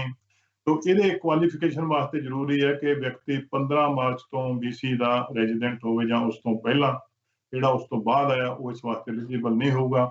ਇਸੇ ਤਰੀਕੇ ਨਾਲ ਜਿਹੜਾ ਫੈਡਰਲ ਐਮਰਜੈਂਸੀ ਰਿਸਪਾਂਸ ਪ੍ਰੋਗਰਾਮ ਹੈ ਉਹਦੇ ਵਾਸਤੇ ਉਹ ਐਲੀਜੀਬਲ ਹੋਵੇ, ਇਹ ਵੀ ਉਹਦੇ ਵਿੱਚ ਸ਼ਰਤ ਹੈਗੀ ਜੀ। ਇਸੇ ਤਰੀਕੇ ਦੇ ਨਾਲ ਉਹਦੀ ਜਿਹੜੀ ਉਮਰ ਹੈ ਜਿਹਦੇ ਐਪਲੀਕੇਸ਼ਨ ਦੇਣੀ ਹੈ ਉਹ ਘੱਟੋ ਘੱਟ 15 ਸਾਲ ਦੀ ਹੋਵੇ, ਔਰ ਉਹ BC ਦੇ ਵਿੱਚ ਜਿਹੜਾ ਇਨਕਮ ਅਸਿਸਟੈਂਸ ਉਹ ਨਾ ਲੈਂਦਾ ਹੋਵੇ। ਲਾਸਟ ਜਿਹੜੀ ਸ਼ਰਤ ਹੈਗੀ ਉਹਦੇ ਵਿੱਚ ਇਹ ਹੈਗੀ ਹੈ ਕਿ ਉਹਨੇ BC ਦੀ ਇਨਕਮ ਟੈਕਸ ਰਿਟਰਨ ਜਾਂ ਭਰੀ ਹੋਵੇ ਜਾਂ ਭਰਨ ਵਾਸਤੇ ਉਹਨੇ ਸਹਿਮਤੀ ਦਿੱਤੀ ਹੋਵੇ। ਸੋ ਇਹ ਉਹਦੀਆਂ ਸ਼ਰਤਾਂ ਨੇ ਜੀ। ਇਹਦੀ ਐਪਲੀਕੇਸ਼ਨ ਸ਼ੁਰੂ ਹੋ ਚੁੱਕੀ ਹੈ, ਜਿਵੇਂ ਤੁਸੀਂ ਗੱਲ ਕਹੀ ਹੈ, ਵੱਡੇ ਪੱਧਰ ਦੇ ਉੱਤੇ ਐਪਲੀਕੇਸ਼ਨ ਦਿੱਤੀਆਂ ਜਾ ਚੁੱਕੀਆਂ। ਜਿਹੜੇ ਲੋਕ ਹਲੇ ਜਿਹੜੇ ਹੈਗੇ ਉਡੀਕ ਰਹੇ, ਉਹਨਾਂ ਵਾਸਤੇ ਮੈਂ ਦੱਸਣ ਲੱਗਿਆ ਕਿ ਇਹਦੀ ਐਪਲੀਕੇਸ਼ਨ ਦੇਣ ਵਾਸਤੇ ਵੈਬਸਾਈਟ ਹੈ, ਉਹ ਹੈਗੀ ਹੈ www.gov.bc.ca/worker benefit। ਇਹ ਵੈਬਸਾਈਟ ਹੈ ਜੀ, ਉੱਥੇ ਜਾ ਕੇ ਤੁਸੀਂ ਐਪਲੀਕੇਸ਼ਨ ਉਹਦੀ ਭਰ ਸਕਦੇ ਹੋ। ਇਹਦੇ ਫੋਨ ਨੰਬਰ ਵੀ ਹੈਗੇ, ਫੋਨ ਨੰਬਰ ਹੈਗਾ 778-309-4630, 7783094630। ਇੱਥੇ ਫੋਨ ਕਰ ਸਕਦੇ ਹੋ, ਜਾਂ ਟੋਲ ਫ੍ਰੀ ਨੰਬਰ ਵੀ ਹੈਗਾ 1-855-955-3545, 855-955-3545। ਤੁਸੀਂ ਇੱਥੇ ਜਾ ਕੇ ਗੱਲ ਕਰ ਸਕਦੇ ਹੋ। ਇੱਥੇ ਐਪਲੀਕੇਸ਼ਨ ਵੀ ਤੁਸੀਂ 4 ਮਈ ਤੋਂ ਦੇਣੀਆਂ ਸ਼ੁਰੂ ਕਰ ਸਕਦੇ ਹੋ। ਸੋ $1000 ਟੈਕਸ ਫ੍ਰੀ ਡਾਲਰ ਮਿਲਣਾ ਹੈਗਾ ਹੈ, ਇੱਕ ਵਾਰੀ ਮਿਲਣਾ ਹੈਗਾ ਆ। ਸੋ ਜਿਹੜੇ ਵੀ ਅੱਜ ਦੇਖ ਰਹੇ ਹੈਗੇ ਆ, ਜਿਨ੍ਹਾਂ ਨੂੰ ਨਹੀਂ ਪਤਾ ਇਸ ਬਾਰੇ, ਤਾਂ ਮਿਸਟਰ ਬਰਾੜ ਨੇ ਇਹਦੀ ਬਾਰੇ ਜਾਣਕਾਰੀ ਦਿੱਤੀ ਹੈ। ਤੁਸੀਂ ਜਿਹੜੀ ਐਪਲੀਕੇਸ਼ਨ ਉਹ ਭਰ ਸਕਦੇ ਹੈਗੇ ਆ। ਸੋ ਮਿਸਟਰ ਬਰਾੜ, ਜਿੱਦਾਂ ਰੀਓਪਨਿੰਗ ਦੀ ਆਪਾਂ ਗੱਲ ਕੀਤੀ ਸੀ, ਕਈ ਬਿਜ਼ਨਸ ਕਾਫੀ ਟਾਈਮ ਤੋਂ ਬੰਦ ਸੀ। ਜਿਵੇਂ ਛੋਟੇ ਸਟੋਰਸ ਦੀ ਗੱਲ ਕਰ ਲਈਏ, ਉਹਨਾਂ ਨੇ ਆਪਣੇ ਸਟੋਰਾਂ ਦੇ ਵਿੱਚ ਪਹਿਲਾਂ ਬੰਦ ਰੱਖੇ ਸੀਗੇ, ਤਾਂ ਉਹ ਜਿਵੇਂ ਕਲੋਥਿੰਗ ਸਟੋਰ ਹੋ ਗਏ, ਉਹ ਹੁਣ ਖੁੱਲ ਵੀ ਰਹੇ ਹੈਗੇ ਆ ਗਾਈਡਲਾਈਨਸ ਨੂੰ ਫੋਲੋ ਕਰਕੇ ਕਿ 6 ਮੀਟਰ ਦੀ ਦੂਰੀ ਦੇ ਉੱਤੇ ਆ। ਸੋ ਕੈਸ਼ੀਅਰ ਦੇ ਕੋਲ ਜਿਹੜੇ ਗਲਾਸ ਸ਼ੀਲਡ ਲੱਗੀ ਹੋਣੀ ਚਾਹੀਦੀ ਹੈ, ਪੂਰੀਆਂ ਜਿਹੜੀਆਂ ਗਾਈਡਲਾਈਨਸ ਫੋਲੋ ਕਰ ਰਹੇ ਆ। ਪਰ ਫਿਰ ਵੀ ਬਹੁਤ ਸਾਰੇ ਕੰਮ ਜਿਹੜੇ ਨੇ ਉਹ ਬੰਦ ਨੇ। ਰੀਓਪਨ ਕਰਨ ਦੇ ਬਾਰੇ ਉਹ ਹਮੇਸ਼ਾ ਹੀ ਸੁਣਦੇ ਆ ਕਿ ਕਦੋਂ ਹੋਣਾ ਚਾਹੀਦਾ ਹੈ, ਹਮੇਸ਼ਾ ਨਿਊਜ਼ ਦੇ ਉੱਤੇ ਉਹਨਾਂ ਦਾ ਧਿਆਨ ਹੈ ਕਿ ਕਦੋਂ ਰੀਓਪਨ ਹੋ ਸਕਦੀ ਹੈ। ਸੋ ਪ੍ਰੀਮੀਅਰ ਨੇ ਇਸ ਬਾਰੇ ਵੀ ਅਨਾਉਂਸਮੈਂਟ ਕੀਤੀ ਹੈ ਕਿ ਕਦੋਂ ਉਹ ਰੀਓਪਨ ਦੀ ਸੋਚ ਰਹੇ ਨੇ। ਸੋ ਕਿਹੜੀਆਂ ਹਾਲਾਤਾਂ ਦੇ ਅੰਦਰ ਜਿਹੜਾ ਹੈਗਾ BC ਦੇ ਵਿੱਚ ਰੀਓਪਨ ਹੋ ਸਕਦਾ ਹੈ? ਬਹੁਤ ਵੱਡਾ ਸਵਾਲ ਹੈ ਜੀ ਇਹ, ਤੇ ਜਿਹਨੂੰ BC ਦੇ ਲੋਕ ਉਡੀਕ ਰਹੇ ਹੈ ਕਿ ਇਹਦਾ ਉੱਤਰ ਕੀ ਹੋਊਗਾ ਤੇ ਕਿਵੇਂ ਹੋਊਗਾ। ਉਹਦੇ 'ਚ ਮੈਂ ਪਹਿਲੀ ਗੱਲ ਦੱਸਣੀ ਚਾਹੁੰਦਾ ਕਿ ਵੀ ਜਿਹੜੀ ਇਹਦੀ ਟਾਈਮ ਲਾਈਨ ਇਸ ਤਰੀਕੇ ਨਾਲ ਹੈਗੀ ਹੈ ਕਿ ਜਿਹੜੀ ਅਗਲੇ ਸੋਮਵਾਰ ਨੂੰ ਜਿਹੜੇ ਡਾਕਟਰ ਬੋਨੀ ਹੈਨਰੀ ਹੈ ਤੇ ਸਾਡੇ ਜਿਹੜੇ ਮਿਨਿਸਟਰ ਨੇ ਡਿਕ ਸਾਹਿਬ ਐਸ ਮਿਨਿਸਟਰ, ਉਹਨਾਂ ਨੇ ਤੀਜੀ ਵਾਰੀ BC ਸੂਬੇ ਦੇ ਲੋਕਾਂ ਸਾਹਮਣੇ ਰੀਮੋਡਲਿੰਗ ਪੇਸ਼ ਕਰਨੀ ਹੈ। ਰੀਮੋਡਲਿੰਗ ਕੀ ਹੈ ਕਿ ਜਿਹੜਾ ਆਉਣ ਵਾਲੇ ਸਮੇਂ ਦੀਆਂ ਰਿਸਟ੍ਰਿਕਸ਼ਨਸ ਕੀ ਨੇ, ਆਉਣ ਵਾਲੇ ਸਮੇਂ ਦੀਆਂ ਪਾਬੰਦੀਆਂ ਕੀ ਨੇ, ਤੇ ਉਹਦੇ ਵਿੱਚ ਅਸੀਂ ਕਿਵੇਂ ਕਰਕੇ ਜਿਹੜੇ ਬਿਜ਼ਨਸ ਨੇ ਜਿਹੜਾ ਉਹਨਾਂ ਨੂੰ ਰੀਓਪਨ ਕਰ ਸਕਦੇ ਹਾਂ। ਮੈਂ ਸ਼ੁਰੂ 'ਚ ਇਹ ਗੱਲ ਕਹਿ ਦਿਆਂ ਕਿ ਇਹ ਗੱਲ ਬਿਲਕੁਲ ਨਹੀਂ ਹੋਣੀ ਕਿ ਆਪਾਂ ਜੋ ਨਾਰਮਲ ਸੀ ਤੇ ਉਹ ਇੱਕਦਮ ਨਾਰਮਲ ਹੋ ਜਾਣਾ। ਇਹ ਬਹੁਤ, ਜੇ ਆਪਾਂ ਕਹੀਏ ਵੱਡਾ ਜਿਹੜਾ ਬਲਬ ਲੱਗਿਆ ਸੀ ਤਾਂ ਉਹਨੂੰ ਬਹੁਤ ਡਿਮ ਲਾਈਟ ਤੋਂ ਸ਼ੁਰੂ ਕੀਤਾ ਜਾਣਾ, ਫਿਰ ਸਮੇਂ ਮੁਤਾਬਕ ਜਿਵੇਂ ਜਿਵੇਂ ਜਿਹੜਾ ਅੱਗੇ ਤੁਰਦੇ ਗਏ ਤਾਂ ਉਹਦੀ ਲਾਈਟ ਉਹ ਹੌਲੀ ਹੌਲੀ ਪੂਰੀ ਕੀਤੀ ਜਾ ਸਕਦੀ ਹੈ। ਜੇ ਹਾਲਾਤ ਕਿਸੇ ਠੀਕ ਪਾਸੇ ਨਾ ਚੱਲਣ ਤਾਂ ਉਹ ਲਾਈਟ ਦੁਬਾਰੇ ਬੰਦ ਵੀ ਹੋ ਸਕਦੀ ਹੈ। ਤਾਂ ਉਹਨਾਂ ਨੇ ਜਿਹੜਾ ਸੋਮਵਾਰ ਨੂੰ ਦੱਸਣਾ, ਉਹਦੇ ਵਿੱਚ ਮੋਟੇ ਤੌਰ ਦੇ ਉੱਤੇ, ਮੈਨੂੰ ਉਹਦੀ ਆਪਣੀ ਬਰੀਕੀ 'ਚ ਕੋਈ ਜਾਣਕਾਰੀ ਨਹੀਂ, ਪਰ ਮੋਟੇ ਤੌਰ ਦੇ ਉੱਤੇ ਉਹਨਾਂ ਨੇ ਕੀ ਦੱਸਣਾ ਕਿ ਜਿਹੜਾ ਇਕੋਨਮੀ ਦੇ ਸੈਕਟਰ ਬੰਦ ਕੀਤੇ ਸੀਗੇ, ਵੈਸੇ ਕਾਫੀ ਸੈਕਟਰ, ਪਹਿਲੀ ਗੱਲ ਤਾਂ ਜਿਹੜੀ ਤੁਹਾਨੂੰ ਮੈਂ ਕਹਿ ਚੁੱਕਿਆ ਕਿ ਬਹੁਤ ਵੱਡੇ ਸੈਕਟਰ ਸਾਡੇ ਖੁੱਲੇ ਨੇ ਜਿਹੜੇ ਬਾਕੀ ਸੂਬਿਆਂ ਦੇ ਵਿੱਚ ਖੁੱਲੇ ਨੇ। ਮਿਸਾਲ ਦੇ ਤੌਰ ਦੇ ਉੱਤੇ ਕੰਸਟਰਕਸ਼ਨ ਹੈ, ਬਹੁਤ ਵੱਡਾ ਸੈਕਟਰ ਹੈ, ਇਹਦੇ 'ਚ ਹਜ਼ਾਰਾਂ ਲੋਕਾਂ ਦੀਆਂ ਜੌਬਸ ਨੇ, ਬਹੁਤ ਵੱਡਾ ਇਕੋਨਮੀ ਦਾ ਧੁਰਾ ਹੈ ਇਹ, ਸਾਡੇ ਸੂਬੇ 'ਚ ਮੁਕੰਮਲ ਤੌਰ ਤੇ ਖੁੱਲੀ ਹੈ। ਬਾਕੀ ਸੂਬਿਆਂ ਦੇ ਵਿੱਚ, ਬਹੁਤ ਸਾਰੇ ਸੂਬਿਆਂ 'ਚ ਇਹ ਬੰਦ ਹੈ। ਤੋ ਇਸ ਤਰੀਕੇ ਨਾਲ ਸਾਡੇ ਬਹੁਤ ਸੈਕਟਰ ਆਲਰੇਡੀ ਖੁੱਲੇ ਨੇ। ਕੁਝ ਸੈਕਟਰ ਅਸੀਂ ਬੰਦ ਨਹੀਂ ਸੀ ਕੀਤੇ, ਲੇਕਿਨ ਸੈਕਟਰ ਨੇ ਆਪ ਸੈਕਟਰ ਬੰਦ ਕਰ ਦਿੱਤੇ ਸੀ। ਉਹ ਟੈਕਨੀਕਲੀ ਅੱਜ ਵੀ ਬੰਦ ਨਹੀਂ ਹਨ। ਮਿਸਾਲ ਦੇ ਤੌਰ ਤੇ ਗੋਲਫ ਕੋਰਸ ਬੰਦ ਨਹੀਂ ਸੀ ਕੀਤੇ ਗਏ, ਲੇਕਿਨ ਗੋਲਫ ਕੋਰਸ ਵਾਲਿਆਂ ਨੇ ਆਪ ਬੰਦ ਕਰ ਦਿੱਤੇ ਸੀ। ਉਹ ਅੱਜ ਵੀ ਉਹ ਜਿਹੜੀ 6 ਫੁੱਟ ਦੇ ਫਾਸਲੇ ਦੀਆਂ ਜਿਹੜੀ ਬਾਕੀ ਰਿਸਟ੍ਰਿਕਸ਼ਨ ਜਿਹੜੀਆਂ ਰੱਖ ਕੇ ਉਹ ਚਲਾ ਸਕਦੇ। ਤੋ ਇਸੇ ਤਰੀਕੇ ਨਾਲ ਮੈਨੂੰ ਕੱਪੜੇ ਦੀ ਦੁਕਾਨਾਂ ਦਾ ਪਤਾ ਨਹੀਂ, ਕੱਪੜੇ ਦੀ ਦੁਕਾਨ ਮੇਰਾ ਖਿਆਲ 'ਚ ਇਹ ਬੰਦ ਕੀਤੀ ਗਈ ਸੀ, ਮੇਰਾ ਨਹੀਂ ਖਿਆਲ ਉਹ ਬੰਦ ਕੀਤੀਆਂ ਗਈਆਂ ਸੀਗੀਆਂ, ਪਰ ਉਹ ਉਹਨਾਂ ਨੂੰ ਉਹ ਪ੍ਰੀਕਾਸ਼ਨ ਲੈਣੇ ਪੈਣਗੇ। ਸੋ ਸੋਮਵਾਰ ਨੂੰ ਕੀ ਹੋਣਾ ਜੀ, ਉਹਦੇ 'ਚ ਉਹਨਾਂ ਨੇ ਹਰ ਸੈਕਟਰ ਦੇ ਜਿਹੜੇ ਬ੍ਰੌਡ ਪੈਰਾਮੀਟਰਸ ਨੇ ਉਹ ਸਾਡੇ ਸਾਹਮਣੇ ਪੇਸ਼ ਕਰਨੇ ਆ ਕਿ ਵੀ ਆਪਣੇ ਬਿਜ਼ਨਸ ਨੂੰ ਚਲਾਉਣ ਵਾਸਤੇ ਆਹ ਜਿਹੜੀਆਂ 5 ਕੰਡੀਸ਼ਨਸ ਉਹ ਹੁਣ ਕਿਹੜੀਆਂ ਹੋਣਗੀਆਂ, ਉਹ ਦਿੱਤੀਆਂ ਜਾਣਗੀਆਂ। ਉਸ ਤੋਂ ਬਾਅਦ ਜਿਹੜਾ ਉਹ ਸੈਕਟਰ ਹੈਗਾ ਉਹਨੇ ਜਾ ਕੇ ਦੇਖਣਾ ਵੀ ਅਸੀਂ ਇਹਨਾਂ ਕੰਡੀਸ਼ਨ ਦੇ ਵਿੱਚ ਆਪਣੇ ਬਿਜ਼ਨਸ ਨੂੰ ਹੌਲੀ ਹੌਲੀ ਕਿਵੇਂ ਖੋਲ ਸਕਦੇ। ਇਸ ਤਰੀਕੇ ਨਾਲ ਜਿਹੜੀ ਇਕੋਨਮੀ ਜਿਹੜੀ ਉਹ ਖੁੱਲਣੀ ਹੈ, ਉਹਦੇ 'ਚ ਇੱਕ ਸੈਕਟਰ ਜਿਹੜਾ ਸਾਡੇ ਹੱਥ ਦੇ ਵਿੱਚ ਹੈਗਾ, ਜਿਹੜਾ ਸਰਕਾਰੀ ਹੈ, ਉਹ ਹੈਗਾ ਜਿਹੜੀਆਂ ਸਰਜਰੀ ਕੈਂਸਲ ਕੀਤੀਆਂ ਗਈਆਂ। ਕਿਉਂਕਿ ਉਸ ਵੇਲੇ ਸਰਜਰੀ ਕੈਂਸਲ ਕੀਤੀਆਂ ਗਈਆਂ ਸੀ ਇਸ ਗੱਲ ਨੂੰ ਮੁੱਖ ਰੱਖ ਕੇ ਕਿ ਜੇ ਇਟਲੀ ਤੱਕ ਦਾ ਸਾਡੇ ਤੇ ਭਾਰ ਪੈ ਜੇ ਤਾਂ ਸਾਡੇ ਕੋਲੇ ਹਸਪਤਾਲ ਦੇ ਵਿੱਚ ਮੁਕੰਮਲ ਤਿਆਰੀ ਹੋਣੀ ਚਾਹੀਦੀ ਹੈ। ਉਹਨੂੰ ਰੱਖ ਕੇ ਤਿਆਰੀ ਕੀਤੀ ਗਈ ਸੀ, ਜਿਹਦੇ ਨਾਲ ਕੋਈ 10,000 ਦੇ ਕਰੀਬ ਮਾਈਨਰ ਸਰਜਰੀਜ਼ ਕੈਂਸਲ ਕਰ ਦਿੱਤੀਆਂ ਗਈਆਂ ਸੀਗੀਆਂ। ਹੁਣ ਜਿਹੜਾ ਸਾਡੇ ਕੋਲੇ, ਕਿਉਂਕਿ ਜਿਹੜਾ ਸਾਡੇ ਹਸਪਤਾਲ ਦੇ ਵਿੱਚ ਗਿਣਤੀ ਹੈ ਉਹ ਲਗਾਤਾਰ ਮਹੀਨੇ ਤੋਂ ਘਟਦੀ ਜਾ ਰਹੀ ਹੈ, ਉਨੀ ਉੱਥੇ ਲੋੜ ਨਹੀਂ। ਸੋ ਉਹਦਾ ਦੁਬਾਰਾ ਅਸੈਸਮੈਂਟ ਕਰਕੇ ਮੰਤਰੀ ਨੇ ਸਾਡੇ ਸਾਹਮਣੇ ਨਵਾਂ ਮਾਡਲ ਪੇਸ਼ ਕਰਨਾ ਕਿ ਸਾਨੂੰ ਹਲੇ ਵੀ ਜਿਹੜਾ ਕੋਵਿਡ ਦਾ ਖਤਰਾ ਟਲਿਆ ਨਹੀਂ, ਹਲੇ ਵੀ ਸਾਨੂੰ ਰੂਮ ਰੱਖਣਾ ਪੈਣਾ, ਪਰ ਉਹ ਹੁਣ ਕਿੱਡਾ ਤੇ ਕਿੰਨੇ ਅਸੀਂ ਜਿਹੜੇ ਉਹ ਬੈੱਡ ਨੇਗੇ 4200 ਦੇ ਵਿੱਚੋਂ ਅਸੀਂ ਉਹਨਾਂ ਨੂੰ ਸਰਜਰੀ ਵਾਸਤੇ ਵਰਤ ਸਕਦੇ ਹਾਂ। ਇਸੇ ਤਰੀਕੇ ਨਾਲ ਡੈਂਟਿਸਟ ਜਿਹੜੇ ਹੈਗੇ ਆ ਉਹਨਾਂ ਦਾ ਕੰਮ ਇਹਦੇ 'ਚ ਰਿਲੇਟਿਵਲੀ ਬਾਕੀਆਂ ਬਿਜ਼ਨਸ ਨਾਲ ਸੌਖਾ ਹੋ ਸਕਦਾ, ਕਿਉਂਕਿ ਹੈਲਥ ਪ੍ਰੋਫੈਸ਼ਨਲਸ ਨੇਗੇ ਉਹ ਆਪਣੀ ਕੇਅਰ ਪਾ ਕੇ ਕਰ ਸਕਦੇ ਆ। ਤਾਂ ਸੋਮਵਾਰ ਨੂੰ ਇਹ ਰਿਪੋਰਟ ਆਏਗੀ ਜੀ। ਅਗਲੇ ਹਫ਼ਤੇ ਪੋਸੀਬਲੀ ਬੁੱਧਵਾਰ ਨੂੰ BC ਦੇ ਪ੍ਰੀਮੀਅਰ ਜਿਹੜੇ ਹੈਗੇ ਆ ਆਪਣੀ ਮੁਕੰਮਲ ਪਲਾਨ ਜਿਹੜੀ ਰੀਓਪਨ ਕਰਨ ਦੀ BC ਦੇ ਲੋਕਾਂ ਸਾਹਮਣੇ ਪੇਸ਼ ਕਰਨਗੇ। ਤੇ ਆਪਾਂ ਉਸ ਤੋਂ ਬਾਅਦ ਜਿਹੜੀ ਇਹਦੀ ਤਫਸੀਲ ਅਗਲੇ ਹਫਤੇ ਲੋਕਾਂ ਤੱਕ ਪਹੁੰਚਦੀ ਕਰ ਸਕਦੇ ਹਾਂ। YouTube ਦੀ ਇਸ ਵੀਡੀਓ ਤੋਂ ਆਉਣ ਵਾਲਾ ਰੈਵਨਿਊ ਕਰੋਨਾ ਪੀੜਤਾਂ ਦੀ ਮਦਦ ਲਈ ਵਰਤਿਆ ਜਾਵੇਗਾ। ਇਸ ਕਰਕੇ ਤੁਸੀਂ ਵੀ ਇਸ ਦੇ ਹਿੱਸੇਦਾਰ ਬਣੋ। ਇਸ ਖਬਰ ਨੂੰ ਵੱਧ ਤੋਂ ਵੱਧ ਲਾਈਕ ਕਰੋ, ਸ਼ੇਅਰ ਕਰੋ ਅਤੇ ਚੈਨਲ ਨੂੰ ਸਬਸਕ੍ਰਾਈਬ ਕਰੋ ਤਾਂ ਕਿ ਦੇਸ਼ ਜਿੱਤੇ ਅਤੇ ਕਰੋਨਾ ਹਾਰੇ। ਸਾਡੀ ਵੀ ਕੋਸ਼ਿਸ਼ ਹੈਗੀ ਹੈ ਕਿ ਅਸੀਂ ਟਾਈਮ ਟੂ ਟਾਈਮ ਲੋਕਾਂ ਤੱਕ ਖਬਰ ਪਹੁੰਚਾਉਂਦੇ ਰਹੀਏ, ਵਿਊਅਰਸ ਤੱਕ ਪਹੁੰਚਾਉਂਦੇ ਰਹੀਏ ਤਾਂ ਕਿ ਉਹਨਾਂ ਨੂੰ ਉਹ ਅਪ ਟੂ ਡੇਟ ਰਹਿਣ, ਉਹਨਾਂ ਨੂੰ ਪਤਾ ਲੱਗੇ ਕਿ ਕੀ ਕੁਝ ਕਰ ਰਹੀ ਹੈ BC ਦੀ ਸਰਕਾਰ। ਹੁਣ ਸਭ ਤੋਂ ਜ਼ਿਆਦਾ ਵਰਿਡ ਜਿਹੜੇ ਨੇ ਉਹ ਨੇ ਬੱਚੇ, ਕਿ ਉਹ ਘਰਾਂ ਦੇ ਵਿੱਚ ਬੋਰ ਵੀ ਮਹਿਸੂਸ ਕਰ ਰਹੇ ਨੇ, ਭਾਵੇਂ ਵਿਰਚੁਅਲ ਕਲਾਸਿਸ ਲੱਗ ਰਹੀਆਂ ਨੇ, ਪਰ ਫਿਰ ਵੀ ਸਭ ਤੋਂ ਜ਼ਿਆਦਾ ਜਿਵੇਂ ਹੁਣ ਜੇ ਪੇਰੈਂਟਸ ਕੰਮਾਂ ਤੇ ਚਲ ਜਾਣਗੇ ਤਾਂ ਬੱਚਿਆਂ ਦਾ ਡੇ ਕੇਅਰਸ ਦਾ ਹੈ, ਡੇ ਕੇਅਰ ਨਹੀਂ ਖੁੱਲੇ ਹੈਗੇ ਤਾਂ ਸਕੂਲਸ ਕਦੋਂ ਓਪਨ ਹੋਣਗੇ? ਕਿਉਂਕਿ ਇਹ ਕਿਹਾ ਜਾ ਰਿਹਾ ਹੈ ਕਿ ਸਤੰਬਰ ਦੇ ਵਿੱਚ ਹੀ ਸਕੂਲ ਓਪਨ ਹੋਣਗੇ। ਕੀ ਹੁਣ ਅਗਲੇ ਹਫਤੇ ਜੋ ਪ੍ਰੀਮੀਅਰ ਦੇਣਗੇ ਆਪਾਂ ਨੂੰ ਫਰੇਮਵਰਕ, ਉਹਦੇ ਵਿੱਚ ਸਕੂਲ ਵੀ ਖੁੱਲ ਸਕਦੇ ਨੇ? ਦੇਖੋ ਜੀ, ਸਕੂਲ ਦੀ ਜਿਹੜੀ ਪਰਸੋਂ ਮੰਤਰੀ ਨੇ ਅਪਡੇਟ ਦਿੱਤੇ ਨੇ, ਐਜੂਕੇਸ਼ਨ ਮਿਨਿਸਟਰ ਨੇ ਜਿਹੜੇ ਆਨਰੇਬਲ ਰਾਓ ਫਲੈਮਿੰਗ ਜੀ ਨੇ, ਉਹਦੇ ਵਿੱਚ ਉਹਨਾਂ ਨੇ ਗੱਲ ਕਹੀ ਹੈ ਕਿ ਅਸੀਂ ਜਿਹੜਾ ਸੂਬੇ ਦੇ ਪ੍ਰੋਵਿੰਸ਼ੀਅਲ ਹੈਲਥ ਅਫੀਸਰ ਹੈ ਉਹਨਾਂ ਦੇ ਨਾਲ ਬਹੁਤ ਨੇੜਿਓਂ ਕੰਮ ਕਰ ਰਹੇ ਹਾਂ, ਕਿਉਂਕਿ ਬੱਚਿਆਂ ਦੀ, ਟੀਚਰਸ ਦੀ, ਪੇਰੈਂਟਸ ਦੀ ਸੇਫਟੀ ਸਭ ਤੋਂ ਇਸ ਵੇਲੇ ਨੰਬਰ 1 ਹੈ, ਉਹਨੂੰ ਰੱਖਣਾ ਮੁੱਖ ਰੱਖ ਕੇ। ਸੋ ਇਸ ਕਰਕੇ ਉਹਨਾਂ ਨਾਲ ਗੱਲਬਾਤ ਉਹ ਚੱਲ ਰਹੀ ਹੈ। ਉਹਦੇ ਦਰਮਿਆਨ ਉਹਨਾਂ ਨਾਲ ਗੱਲਬਾਤ ਕਰਨ ਤੋਂ ਬਾਅਦ ਉਹਨਾਂ ਨੇ ਗੱਲ ਇਹ ਕਹੀ ਹੈ ਕਿ ਵੀ ਚਾਹੇ ਸਕੂਲ ਦੇ ਵਿੱਚ ਜਿਹੜਾ ਪਰਸਨਲ ਕਲਾਸਾਂ ਬੱਚਿਆਂ ਦੀਆਂ ਹੈਗੀਆਂ ਉਹ ਅਸੀਂ ਸਸਪੈਂਡ ਕੀਤੀਆਂ ਹੋਈਆਂ ਵਕਤੀ ਤੌਰ ਤੇ, ਪਰ ਸਕੂਲ ਖੁੱਲੇ ਨੇ। ਸੋ ਸਕੂਲ ਖੁੱਲੇ ਰਹਿ ਕੇ ਕੁਝ ਜਿਹੜੇ ਬੜੇ ਜ਼ਰੂਰੀ ਕੰਮ ਉਹ ਨਿਭਾ ਰਹੇ ਨੇ ਇਸ ਵੇਲੇ, ਔਰ ਉਹਦੇ ਵਿੱਚ ਟੀਚਰ ਉੱਥੇ ਆਉਂਦੇ ਨੇ ਤਾਂ ਕਿ ਜਿਹੜਾ ਹੈਗਾ ਆਉਣ ਵਾਲੇ ਸਮੇਂ ਵਾਸਤੇ ਉਹ ਤਿਆਰੀ ਕਰ ਸਕਣ। ਉਹਦੇ 4 ਸਿਧਾਂਤ ਉਹਨਾਂ ਨੇ ਉਹਨਾਂ ਨੂੰ ਦਿੱਤੇ ਆ ਇਸ ਵੇਲੇ, ਕਿ ਪਹਿਲਾ ਤਾਂ ਹੈਗਾ ਕਿ ਲੋਕਾਂ ਦੀ, ਟੀਚਰਸ ਦੀ, ਸਟੂਡੈਂਟ ਦੀ ਸੇਫਟੀ ਦਾ এনवायरमेंट ਹੋਣਾ ਚਾਹੀਦਾ, ਉਹਨੂੰ ਬਣਾ ਕੇ ਤਿਆਰ ਕਰੋ। ਦੂਜਾ ਉਹਨਾਂ ਨੇ ਕਿਹਾ ਕਿ ਜਿਹੜੇ ਐਸੈਂਸ਼ੀਅਲ ਸਰਵਿਸ ਵਰਕਰਸ ਹੈਗੇ ਆ ਉਹਨਾਂ ਦੇ ਬੱਚਿਆਂ ਨੂੰ ਸਕੂਲ ਦੇ ਵਿੱਚ ਜਿਹੜਾ ਇਨ ਪਰਸਨ ਜਿਹੜੀਆਂ ਕਲਾਸਾਂ ਉਹਨਾਂ ਨੂੰ ਲਾ ਕੇ ਉਹਨਾਂ ਨੂੰ ਸਪੋਰਟ ਕਰਨਾ ਬੜਾ ਜ਼ਰੂਰੀ ਹੈ, ਕਿਉਂਕਿ ਉਹਨਾਂ ਨੇ ਆਪਣੇ ਕੰਮ ਤੇ ਜਾਣਾ ਹੁੰਦਾ ਹੈ। ਤੀਜਾ ਜਿਹੜਾ ਹੈਗਾ, ਜਿਹੜੇ ਵਨਰੇਬਲ ਫੈਮਿਲੀ ਨੇ ਜਿਨ੍ਹਾਂ ਕੋਲੇ ਸਾਧਨ ਘੱਟ ਨੇ ਬੱਚਿਆਂ ਕੋਲੇ, ਉਹਨਾਂ ਦੀਆਂ ਲੋੜਾਂ ਵੱਖਰੀਆਂ ਨੇ, ਉਹਨਾਂ ਨੂੰ ਵੀ ਸਕੂਲ ਦੇ ਵਿੱਚ ਲਿਆ ਕੇ ਜਿਹੜੀ ਉਹਨਾਂ ਦੀ ਮਦਦ ਕਰਨਾ ਬੜੀ ਜ਼ਰੂਰੀ ਹੈ। ਚੌਥੇ ਨੰਬਰ ਤੇ ਹੈ ਕਿ ਸਾਰੇ ਬੱਚਿਆਂ ਦੀ ਐਜੂਕੇਸ਼ਨ ਨੂੰ ਕੰਟੀਨਿਊ ਕਰਨਾ ਉਹ ਜ਼ਰੂਰੀ ਹੈ। ਸੋ ਸਕੂਲ ਦੇ ਵਿੱਚੋਂ ਟੈਕਨੋਲੋਜੀ ਵਰਤ ਕੇ, ਈਮੇਲ ਵਰਤ ਕੇ, ਟੈਕਸ ਰਾਹੀਂ ਇਹ ਕਲਾਸਾਂ ਚੱਲ ਰਹੀਆਂ। ਮੇਰਾ ਨਹੀਂ ਖਿਆਲ ਕਿ ਜਿਹੜਾ ਨੇੜੇ ਭਵਿੱਖ ਦੇ ਵਿੱਚ ਜਿਹੜਾ ਸਕੂਲ ਸਿਸਟਮ ਹੈ ਉਹ ਨਾਰਮਲ ਕਲਾਸਾਂ ਜਿਹੜੀਆਂ ਉਹਦੀਆਂ ਖੁੱਲਣਗੀਆਂ। ਮੇਰੀ ਜਿਹੜੀ ਆਸ ਹੈਗੀ ਆ, ਪ੍ਰੀਮੀਅਰ ਸਾਹਿਬ ਨੇ ਵੀ ਇਹੀ ਕਿਹਾ ਕਿ ਜੇ ਬਾਈ ਦੀ ਐਂਡ ਆਫ ਦੀ ਈਅਰ, ਹਨਾ, ਸਾਲ ਦੇ ਐਂਡ ਤੱਕ ਜੇ ਅਸੀਂ ਕਲਾਸਾਂ ਖੋਲ ਸਕੀਏ ਤਾਂ ਉਹ ਸਾਡੀ ਬੜੀ ਵੱਡੀ ਪ੍ਰਾਪਤੀ ਹੋਊਗੀ। ਇਹਦੇ ਵਿੱਚ 2 ਗੱਲਾਂ ਮੈਂ ਕਹਿਣੀਆਂ ਚਾਹੁੰਦਾ ਹੋਰ, ਉਹ ਇਹ ਹੈ ਵੀ ਇੱਕ ਕੁਬੈਕ ਦੇ ਵਿੱਚ, ਇੱਕ ਨਿਊਜ਼ੀਲੈਂਡ ਆਪਣੀਆਂ ਕਲਾਸਾਂ ਸ਼ੁਰੂ ਕਰਨ ਜਾ ਰਹੇ ਹੈ। ਜੀ ਜੀ, ਉਹ ਸਾਡੇ ਸਾਹਮਣੇ ਇੱਕ ਬਹੁਤ ਵੱਡਾ ਮਾਡਲ ਹੈ ਜਿਹਦੇ ਤੋਂ ਅਸੀਂ ਬੜਾ ਕੁਝ ਸਿੱਖ ਸਕਦੇ ਹਾਂ, ਕਿਉਂਕਿ ਜੇ ਉੱਥੇ ਕੋਈ ਗਲਤੀਆਂ ਹੁੰਦੀਆਂ ਅਸੀਂ ਉਹਨੂੰ ਕਰੈਕਟ ਕਰ ਸਕਦੇ ਹਾਂ। ਉਹ ਜਿਹੜੀਆਂ ਕਲਾਸਾਂ ਸ਼ੁਰੂ ਹੋਣ ਜਾ ਰਹੀਆਂ ਅਗਲੇ 2 ਹਫ਼ਤਿਆਂ ਦੇ ਵਿੱਚ, ਅਸੀਂ ਉਹਨਾਂ ਨੂੰ ਵੀ ਬੜੀ ਬਰੀਕੀ ਦੇ ਨਾਲ ਵਾਚ ਕਰ ਰਹੇ ਹਾਂ। ਬਿਲਕੁਲ। ਤੇ ਟੀਚਰ ਫੈਡਰੇਸ਼ਨ ਨੇ ਵੀ ਇੱਕ 3 ਸਾਲ ਦਾ ਕੰਟਰੈਕਟ ਸਾਈਨ ਕੀਤਾ ਹੈਗਾ, ਸੋ ਉਹਦੇ ਬਾਰੇ ਵੀ ਦੱਸੋਗੇ ਥੋੜਾ ਜਿਹਾ ਕੁਝ?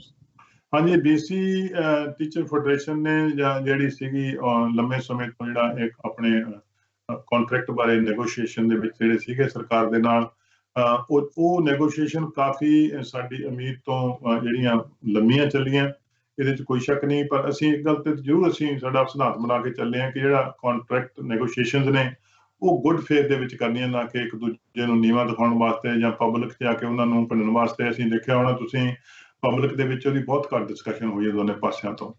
ਸੋ ਮੈਨੂੰ ਬੜੀ ਖੁਸ਼ੀ ਹੈ ਕਿ ਜਿਹੜਾ ਉਹ ਐਗਰੀਮੈਂਟ ਆ ਉਹ 3 ਸਾਲਾਂ ਦਾ ਫਾਈਨਲੀ ਤੈਅ ਹੋ ਚੁੱਕਿਆ, ਉਹ ਦੋਨੇ ਤਰ੍ਹਾਂ ਦੇ ਵਿੱਚ ਐਗਰੀਮੈਂਟ ਹੋ ਚੁੱਕਿਆ। ਇਹਦਾ ਮਤਲਬ ਹੈਗਾ ਕਿ ਹੁਣ ਸਕੂਲਾਂ ਦੇ ਵਿੱਚ ਅਗਲੇ 3 ਸਾਲਾਂ ਦੇ ਵਿੱਚ, ਆਉਣ ਵਾਲੇ 3 ਸਾਲ ਕੋਈ ਇਸ ਤਰ੍ਹਾਂ ਦੀ ਜਿਹੜੀ ਰੁਕਾਵਟ ਨਹੀਂ ਪੈ ਸਕਦੀ। ਟੀਚਰ ਬਲਕਿ ਇਸ ਵੇਲੇ ਇੱਕ ਸਮਾਂ ਸੀ ਉਹਨਾਂ ਨੂੰ ਇਸ ਕੰਟਰੈਕਟ ਦਾ, ਤਾਂ ਕਿ ਉਹ COVID-19 ਦੇ ਔਖੇ ਸਮੇਂ ਦੇ ਵਿੱਚ ਸਾਡੇ ਬੱਚਿਆਂ ਨੂੰ ਨਿਗਾਹ ਸਕਣ। ਸੋ ਚੰਗੀ ਖਬਰ ਹੈ BC ਦੇ ਲੋਕਾਂ ਵਾਸਤੇ। ਬਿਲਕੁਲ ਜਿੱਦਾਂ ਬਾਕੀ ਚੀਜ਼ਾਂ ਹੋ ਰਹੀਆਂ ਨੇ ਨਾਲ ਨਾਲ, ਹੁਣ ਤਾਂ ਸਾਰਾ ਧਿਆਨ ਸਾਡਾ COVID-19 ਦੇ ਉੱਤੇ ਹੀ ਰਹਿ ਗਿਆ ਹੈਗਾ ਕਿ COVID-19 ਹੋਰ ਕੁਝ ਚੀਜ਼ਾਂ ਜਿਹੜੀਆਂ ਸਾਰੀਆਂ ਚਾਹੇ ਉਹ essential ਸੀਗੀਆਂ ਉਹ ਪਿੱਛੇ ਪੈ ਗਈਆਂ ਨੇ। ਤੇ ਹੁਣ ਇੱਕ ਹੋਰ ਖਬਰ ਜਿਹੜੀ ਸਾਹਮਣੇ ਆ ਰਹੀ ਹੈ, ਹਾਈਵੇ 1 ਦੀ ਐਕਸਟੈਂਸ਼ਨ, ਲੇਨ ਐਕਸਟੈਂਸ਼ਨ ਸੀਗੀ ਜਿਹੜੀ ਉਹ ਕਾਫੀ ਟਾਈਮ ਤੋਂ ਰੁਕੀ ਹੋਈ ਸੀ, ਤੇ ਉਹਦੀ ਵੀ ਖਬਰ ਅੱਜ ਆ ਗਈ ਹੈਗੀ ਕਿ ਲੇਨ ਐਕਸਟੈਂਸ਼ਨ ਸ਼ੁਰੂ ਹੋ ਜਾਏਗੀ। ਸੋ ਕੰਸਟਰਕਸ਼ਨ ਸਾਨੂੰ ਜਿਹੜੀ ਹਾਈਵੇ ਦੇ ਉੱਤੇ ਦੇਖਣ ਨੂੰ ਮਿਲੇਗੀ ਅਗਲੇ ਆਉਣ ਵਾਲੇ ਦਿਨਾਂ ਦੇ ਵਿੱਚ।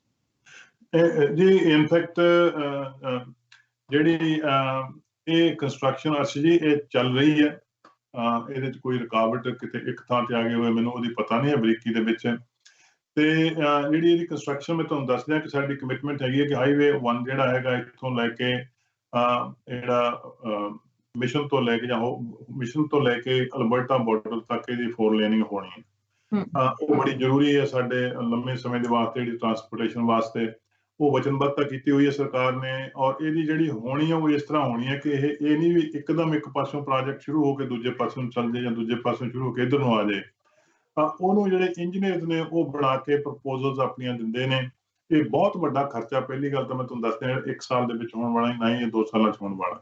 ਇਸ ਕਰਕੇ ਉਹ ਇਸ ਵੇਲੇ ਕੁਝ ਖਾਸ ਥਾਵਾਂ ਦੇ ਉੱਤੇ ਜਿੱਥੇ ਵੱਡੀ ਪ੍ਰੋਬਲਮ ਆ ਰਹੀ ਹੈ, ਪਹਿਲਾਂ ਉਹਨਾਂ ਥਾਵਾਂ ਨੂੰ ਐਡਰੈਸ ਕਰ ਰਹੇ ਆ। ਔਰ ਉਹ ਟੋਟਿਆਂ ਦੇ ਵਿੱਚ ਸਾਡੇ ਕੋਲੇ 2 ਕਿਲੋਮੀਟਰ ਦਾ ਜਾਂ 5 ਕਿਲੋਮੀਟਰ ਦਾ ਟੋਟਲ ਲੈ ਕੇ ਆਉਂਦੇ ਆ। ਉਹਦੀ ਫਿਰ ਬਕਾਇਦਾ ਪਲੈਨਿੰਗ ਬਣਦੀ ਹੈ, ਉਹਦਾ ਫਿਰ ਬਜਟ ਬਣਦਾ, ਫਿਰ ਉਹ ਟ੍ਰੈਜਰੀ ਬੋਰਡ ਕੋਲ ਜਾਂਦਾ, ਮੈਂ ਵੀ ਉਹਦਾ ਮੈਂਬਰ ਹਾਂ, ਉੱਥੇ ਉਹ ਪਾਸ ਹੁੰਦੀ ਫੰਡਿੰਗ, ਉਸ ਤੋਂ ਬਾਅਦ ਟੈਂਡਰਿੰਗ ਵਗੈਰਾ ਉਸ ਤੋਂ ਬਾਅਦ ਸ਼ੁਰੂ ਹੁੰਦੀ ਹੈ। ਤੋ ਇਹ ਐਟ ਏ ਟਾਈਮ 5-6 ਥਾਵਾਂ ਦੇ ਉੱਤੇ ਚੱਲਦੀ ਰਹਿੰਦੀ ਹੈ, ਵੱਖਰੇ ਥਾਵਾਂ ਦੇ ਉੱਤੇ। ਤੇ ਇਹਨੂੰ ਇਸ ਕਰਕੇ ਹੌਲੀ ਹੌਲੀ ਕਰਕੇ ਅਖੀਰ ਨੂੰ ਜਾ ਕੇ ਇਹਨੂੰ ਬਣਾ ਦੇਣਾ ਤੇ ਇਹ ਚੱਲ ਜਾਣਾ। ਉਹ ਕੰਸਟਰਕਸ਼ਨ ਜਾਰੀ ਹੈ ਜੀ।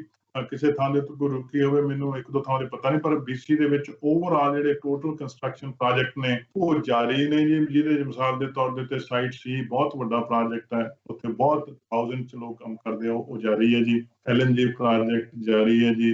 ਬਾਕੀ ਵੀ ਜਿੰਨੇ ਪ੍ਰੋਜੈਕਟ ਵੱਡੇ ਨੇ ਉਹ ਜਿਵੇਂ ਹੈਗੇ ਉਵੇਂ ਉਹ ਜਾਰੀ ਨੇ ਜੀ, ਪਰ ਉਹਨਾਂ ਨੂੰ ਆਫਕੋਰਸ ਜਿਹੜੀਆਂ ਹੈਗੀਆਂ ਫਿਜ਼ੀਕਲ ਡਿਸਟੈਂਸਿੰਗ ਜਿਹੜੀ ਹੈਗੀ ਉਹ ਮੰਨ ਕੇ ਚੱਲਣਾ ਪੈਂਦਾ। ਮਿਸਟਰ ਬਰਾੜ, ਜਿੱਦਾਂ ਆਪਾਂ ਗੱਲ ਕਰਦੇ ਹੈਗੇ ਕਿ BC ਨੇ ਸਭ ਤੋਂ ਪਹਿਲਾਂ ਜਿਹੜਾ ਜਾਰੀ ਕੀਤਾ ਸੀਗਾ ਪਲਾਨ ਕਿ ਜਿਹੜਾ ਵੀ ਕੋਈ ਇੰਟਰਨੈਸ਼ਨਲੀ ਆ ਰਿਹਾ ਹੈਗਾ ਆ, ਆਪਣੇ ਦੇਸ਼ ਗਿਆ ਹੋਇਆ ਸੀ, ਛੁੱਟੀਆਂ ਦੇ ਲਈ ਗਏ ਹੋਏ ਸੀ, ਵਕੇਸ਼ਨ ਗਏ ਹੋਏ ਸੀ, ਸੋ ਉਹਨਾਂ ਨੇ ਆਪਣਾ ਪਲਾਨ ਦੇਣਾ ਸੀ ਤੇ ਬਾਅਦ ਵਿੱਚੋਂ ਫੈਡਰਲ ਲੈਵਲ ਤੇ ਵੀ ਹੋ ਗਿਆ ਸੀਗਾ। ਤੇ ਹੁਣ ਜ਼ਿਆਦਾ ਸੰਖਿਆ ਦੇ ਵਿੱਚ, ਜ਼ਿਆਦਾ ਗਿਣਤੀ ਦੀ ਗੱਲ ਕਰੀਏ ਤਾਂ ਜ਼ਿਆਦਾ ਲੋਕ ਇੰਡੀਆ ਦੇ ਵਿੱਚ ਸਟਕ ਸੀਗੇ। ਸੋ ਜਿਹੜੇ ਸਾਨੂੰ ਡਾਟਾ ਮਿਲ ਰਿਹਾ ਸੀ ਉਹਦੇ ਹਿਸਾਬ ਨਾਲ ਕਹਿ ਰਹੇ ਸੀ ਤਕਰੀਬਨ 40,000 ਤੋਂ ਉੱਤੇ ਲੋਕ ਜਿਹੜੇ ਸਾਡੇ ਕੈਨੇਡੀਅਨ ਉੱਥੇ ਸੀ, ਤੇ ਵੱਡੀ ਗਿਣਤੀ ਦੇ ਵਿੱਚ BC ਦੇ ਲੋਕ ਵੀ ਸੀਗੇ। ਸੋ ਫਲਾਈਟਸ ਆ ਰਹੀਆਂ ਨੇ, ਇੰਟਰਨੈਸ਼ਨਲ ਫਲਾਈਟਸ ਆ ਰਹੀਆਂ ਨੇ, ਕਿੰਨੇ ਲੋਕ ਜਿਹੜੇ ਆ ਪਹੁੰਚ ਚੁੱਕੇ ਨੇ BC ਦੇ ਵਿੱਚ, ਤੇ ਸਕਰੀਨਿੰਗ ਕਿਸ ਤਰ੍ਹਾਂ ਹੋ ਰਹੀ ਹੈ ਉਹਨਾਂ ਦੀ? ਬਹੁਤ ਅੱਛਾ ਕੁਐਸਚਨ ਹੈ ਜੀ ਤੁਹਾਡਾ। BC ਦੇ ਵਿੱਚ ਜਿਹੜੀ BC ਸਰਕਾਰ ਪਹਿਲੀ ਸਰਕਾਰ ਸੀ ਕੈਨੇਡਾ ਦੇ ਵਿੱਚ ਜਿਹਨੇ ਫੈਡਰਲ ਗਵਰਨਮੈਂਟ, ਕਿਉਂਕਿ ਜਿਹੜੀ ਏਅਰਪੋਰਟ ਨੇ ਉਹ ਫੈਡਰਲ ਗਵਰਨਮੈਂਟ ਦੇ ਅਧਿਕਾਰ ਥੱਲੇ ਆਉਂਦੇ ਨੇ, ਉਹਨਾਂ ਨਾਲ ਮਿਲ ਕੇ ਜਿਹੜਾ ਹੈਗਾ ਇੱਕ ਨਵੀਂ ਸਕੀਮ ਲਾਗੂ ਕੀਤੀ ਸੀ। ਉਹ BC 'ਚ ਲਾਗੂ ਹੋਈ ਸੀ, ਮੁੜ ਕੇ ਮੇਰੇ ਖਿਆਲ ਪ੍ਰਾਈਮ ਮਿਨਿਸਟਰ ਸਾਹਿਬ ਨੇ ਸਾਰੇ ਸੂਬਿਆਂ ਦੇ ਵਿੱਚ ਲਾਗੂ ਕੀਤੀ ਹੈ। ਉਹ ਇਹ ਸੀ ਕਿ ਜਿਹੜਾ ਬਾਹਰੋਂ ਸਾਡੇ ਲੋਕ ਪਰਤ ਰਹੇ ਨੇ ਵਾਪਸ, ਉਹ ਬਹੁਤ ਵੱਡੀ ਗਿਣਤੀ ਹੈ, ਔਰ ਉਹਨਾਂ ਨੂੰ ਚੱਲਣ ਤੋਂ ਪਹਿਲਾਂ ਜਿਹੜੀ ਹੈਗੀ ਆਪਣੀ ਸੈਲਫ ਆਈਸੋਲੇਸ਼ਨ ਪਲਾਨ ਜਿਹੜੀ ਹੈਗੀ ਆ ਉਹ ਦੇਣੀ ਪਊਗੀ ਜਾਂ ਪਹੁੰਚਣ। ਤੇ ਉਹ ਜਿਹੜੀ ਲਾਗੂ ਕੀਤੀ ਗਈ 10 ਅਪ੍ਰੈਲ ਨੂੰ BC ਦੇ ਵਿੱਚ ਲਾਗੂ ਕਰ ਦਿੱਤੀ ਗਈ। ਮੁਕੰਮਲ ਤੌਰ ਦੇ ਉੱਤੇ ਸਾਡੇ ਉੱਤੇ ਆਪਣੇ BC ਦੇ ਅਧਿਕਾਰੀ ਹੁੰਦੇ ਆ ਨੇ ਜਿਹੜੇ ਇਹ ਮੇਕ ਸ਼ੋਰ ਕਰਦੇ ਵੀ ਹਰੇਕ ਪਲਾਨ ਹੈਗੀ ਹੈ, ਤੇ ਜੇ ਉਹਦੇ 'ਚ ਕਮੀ ਹੈ ਤਾਂ ਉਹਨੂੰ ਉਸ ਤਰੀਕੇ ਨਾਲ ਗੱਲਬਾਤ ਕੀਤੀ ਜਾਂਦੀ ਹੈ। ਤੋ 10 ਅਪ੍ਰੈਲ ਤੋਂ ਲੈ ਕੇ ਹੁਣ ਤੱਕ ਜਿਹੜਾ ਕਰੀਬ 14,000 ਦੇ ਕਰੀਬ ਲੋਕ BC ਦੇ ਵਿੱਚ, ਕੈਨੇਡਾ 'ਚ ਨਹੀਂ BC ਦੇ ਵਿੱਚ ਉਹ ਆਏ ਨੇ। ਉਹਨਾਂ ਦੇ ਵਿੱਚੋਂ 6,000 ਲੋਕ ਜਿਹੜੇ ਉਹ ਬਾਈ 에ਅਰ ਜਿਹੜਾ YVR ਤੇ ਉਤਰੇ ਨੇ, ਕਿਉਂਕਿ ਇਸ ਵੇਲੇ ਇੱਕੋ ਹੀ ਏਅਰਪੋਰਟ ਦੇ ਉੱਤੇ ਇੰਟਰਨੈਸ਼ਨਲ ਫਲਾਈਟਾਂ ਉਤਰ ਸਕਦੀਆਂ, ਉਹ ਕੱਲਾ YVR, ਹੋਰ ਕਿਸੇ ਏਅਰਪੋਰਟ ਤੇ ਇੰਟਰਨੈਸ਼ਨਲ ਫਲਾਈਟ ਨਹੀਂ ਜਾ ਸਕਦੀ, ਕਿਉਂਕਿ ਅਸੀਂ ਉਹਨਾਂ ਨੂੰ ਜਿਹੜਾ ਹੈਗਾ ਉਸ ਹਿਸਾਬ ਨਾਲ ਡੀਲ ਕਰ ਸਕੀਏ। 8,000 ਦੇ ਕਰੀਬ ਜਿਹੜੇ ਬਾਕੀ ਦੇ ਲੋਕ ਨੇ ਜਿਹੜੇ ਉਹ ਬਾਰਡਰ ਕ੍ਰਾਸਿੰਗ ਰਾਹੀਂ ਜਿਹੜੇ ਉਹ ਆਏ ਨੇ ਉਧਰਲੇ ਪਾਸਿਓਂ। ਸੋ ਉਹ ਸਾਰੇ ਲੋਕਾਂ ਦੇ ਵਿੱਚੋਂ ਕਰੀਬ 90 ਕੁ ਲੋਕ, 96 ਲੋਕ actually to be very precise ਐਸੇ ਸੀਗੇ ਜਿਨ੍ਹਾਂ ਦੇ ਕੋਲੇ ਸੈਲਫ ਆਈਸੋਲੇਟ ਕਰਨ ਦੀ ਪਲਾਨ ਮੁਕੰਮਲ ਨਹੀਂ ਸੀ। ਉਹਨਾਂ ਨੂੰ ਸਰਕਾਰ ਨੇ ਉੱਥੋਂ ਲਿਜਾ ਕੇ ਜਿਹੜਾ ਸਰਕਾਰ ਦੇ ਸਿਕਿਉਰ ਕੀਤੇ ਹੋਏ ਕਮਰੇ ਨੇ ਉੱਥੇ ਲਿਜਾ ਕੇ ਉਹਨਾਂ ਨੂੰ ਆਈਸੋਲੇਟ ਕੀਤਾ ਗਿਆ। ਜੇ ਉਹ ਸਾਨੂੰ ਯਕੀਨ ਦਵਾ ਦੇਣਗੇ ਵੀ ਸਾਡੇ ਕੋਲ ਹੁਣ ਢੰਗ ਹੈਗਾ ਤਾਂ ਉੱਥੋਂ ਜਾ ਵੀ ਸਕਦੇ ਆ, ਪਰ ਨਹੀਂ ਅਦਰਵਾਈਜ਼ ਉਹਨਾਂ ਨੂੰ 14 ਦਿਨ ਉੱਥੇ ਹੀ ਸੈਲਫ ਆਈਸੋਲੇਟ ਰਹਿਣਾ ਪੈਣਾ। ਪਰ ਉਹ ਰਹਿਣ ਦਾ ਪ੍ਰਬੰਧ, ਉਹਨਾਂ ਦਾ ਖਾਣ ਦਾ ਪ੍ਰਬੰਧ ਸਰਕਾਰ ਕਰ ਰਹੀ ਹੈ।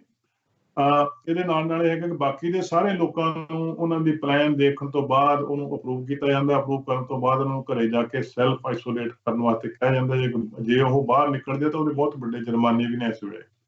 ਉਹ ਉਹਨਾਂ ਦੇ ਨਾਲ ਸਾਡੀ ਜਿਹੜੇ ਲੋਕ ਨੇ ਹਰ ਰੋਜ਼ ਉਹ ਰਾਬਤਾ ਕਰ ਰਹੇ ਆ, ਟੈਕਸ ਰਾਹੀਂ, BC ਦੇ ਅਧਿਕਾਰੀ ਜਾਂ ਫੋਨ ਰਾਹੀਂ।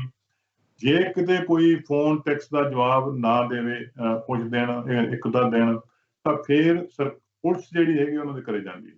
ਪੁਲਿਸ ਜਾ ਕੇ ਘਰ ਤੇ ਨੌਕ ਕਰਕੇ ਉਹਨਾਂ ਨੂੰ ਕਹਿੰਦੀ ਵੀ ਇਹ ਤੁਹਾਨੂੰ ਕਰਨਾ ਪੈਣਾ ਤੇ ਇਹਦਾ ਰਿਸਪੌਂਡ ਵੀ ਕਰਨਾ ਪੈਣਾ। ਤੇ ਉਸ ਤੋਂ ਬਾਅਦ ਜਿਹੜਾ ਹੈਗਾ, ਸੋ 14,000 ਦੇ ਵਿੱਚੋਂ ਕੋਈ 500 ਬੰਦਾ ਐਸਾ ਸੀਗਾ ਪਿਛਲੇ ਸਮੇਂ ਜਿਹਨੇ ਜਵਾਬ ਨਹੀਂ ਸੀ ਦਿੱਤਾ। ਉੱਥੇ ਪੁਲਿਸ ਨੇ ਜਾ ਕੇ ਉਹਨਾਂ ਨਾਲ ਗੱਲਬਾਤ ਕੀਤੀ ਹੈ ਤੇ ਗੱਲਬਾਤ ਕਰਨ ਤੋਂ ਬਾਅਦ ਜਿਹੜੀ ਉਹ ਕਮਿਊਨੀਕੇਸ਼ਨ ਰਿਸਟੋਰ ਕੀਤੀ ਹੈ। 29 ਕੁ ਬੰਦੇ ਦੇ ਵਿੱਚੋਂ ਐਸੇ ਆਏ ਸੀਗੇ ਜਿਨ੍ਹਾਂ ਨੂੰ ਲੱਛਣ ਸੀਗੇ, ਸਿੰਪਟਮ ਸੀਗੇ ਕੋਵਿਡ ਦੇ, ਉਹਨਾਂ ਨੂੰ ਹੈਲਥ ਜਿਹੜੀਆਂ ਅਥਾਰਟੀਆਂ ਦੇ ਹਵਾਲੇ ਕਰ ਦਿੱਤਾ ਗਿਆ ਜੀ। ਸੋ ਇਹ ਆਪਣੀ ਪਲਾਨ ਹੈਗੀ ਹੈ, it's working and it's a good plan. ਔਰ ਇਹਦੇ ਨਾਲ ਆਫ ਕੋਰਸ ਲੋਕਾਂ ਦਾ ਸਹਿਯੋਗ ਜਿਹੜਾ ਜਿੰਨਾ ਵਧੇ ਉਨਾ ਹੀ ਇਹ ਚੰਗਾ ਹੈ। ਕੀ ਆਉਣ ਵਾਲੇ ਸਮੇਂ ਦੇ ਵਿੱਚ ਉਹਨਾਂ ਸਾਰਿਆਂ ਦੀ ਸਕਰੀਨਿੰਗ ਕੀਤੀ ਜਾਵੇਗੀ ਜਿਹੜੇ ਇੰਡੀਆ ਤੋਂ ਜਾਂ ਕਿਸੇ ਹੋਰ ਦੇਸ਼ ਤੋਂ ਵਾਪਸ ਆਏ ਨੇ ਜਾਂ ਕਿਤੇ ਹੋਰ ਰਹਿ ਕੇ ਆਏ ਨੇ, ਕਿ ਸਿਰਫ ਉਹਨਾਂ ਨੂੰ ਆਈਸੋਲੇਸ਼ਨ ਦਾ ਹੀ ਇੱਕ ਵਾਰ ਦੱਸਿਆ ਜਾ ਰਿਹਾ? ਅਜੇ ਸਕਰੀਨ ਪਹਿਲਾ ਸਟੇਜ ਉਹਨਾਂ ਦੀ ਸਕਰੀਨ ਜਿਹੜੀ 에ਅਰਪੋਰਟ ਤੇ ਹੁੰਦੀ ਹੈ ਜੀ, ਉਹ ਇਨੀਸ਼ੀਅਲ ਸਕਰੀਨਿੰਗ ਉਹੀ ਹੈ ਕਿ ਵੀ ਇਹਨਾਂ ਦੇ ਵਿੱਚੋਂ ਜੇ ਕਿਸੇ ਨੂੰ ਲੱਛਣ ਨਹੀਂ ਗਏ ਚੈੱਕ ਹੁੰਦਾ, ਜੇ ਕਿਸੇ ਨੂੰ ਸਿੰਪਟਮ ਮਾੜੇ ਮੋਟੇ ਹੈਗੇ ਉਹਨੂੰ ਆਈਸੋਲੇਟ ਪਾਸੇ ਕਰ ਦਿੱਤਾ ਜਾਂਦਾ। ਉਹਦਾ ਪ੍ਰੋਸੈਸ ਵੱਖਰਾ, ਉਹਦੇ ਟੈਸਟ ਹੋਊਗਾ, ਟੈਸਟ ਕਰਨ ਤੋਂ ਬਾਅਦ ਅਕੋਰਡਿੰਗਲੀ ਅਗਲਾ ਸਟੈਪ ਲਿਆ ਜਾਊਗਾ ਕਿ ਉਹਨੂੰ ਘਰੇ ਆਈਸੋਲੇਟ ਕਰਨ ਦੀ ਲੋੜ ਹੈਗੀ ਇਸ ਵੇਲੇ ਕਿ ਉਹਨੂੰ ਹਸਪਤਾਲ ਲਿਆਉਣ ਦੀ ਲੋੜ ਹੈ।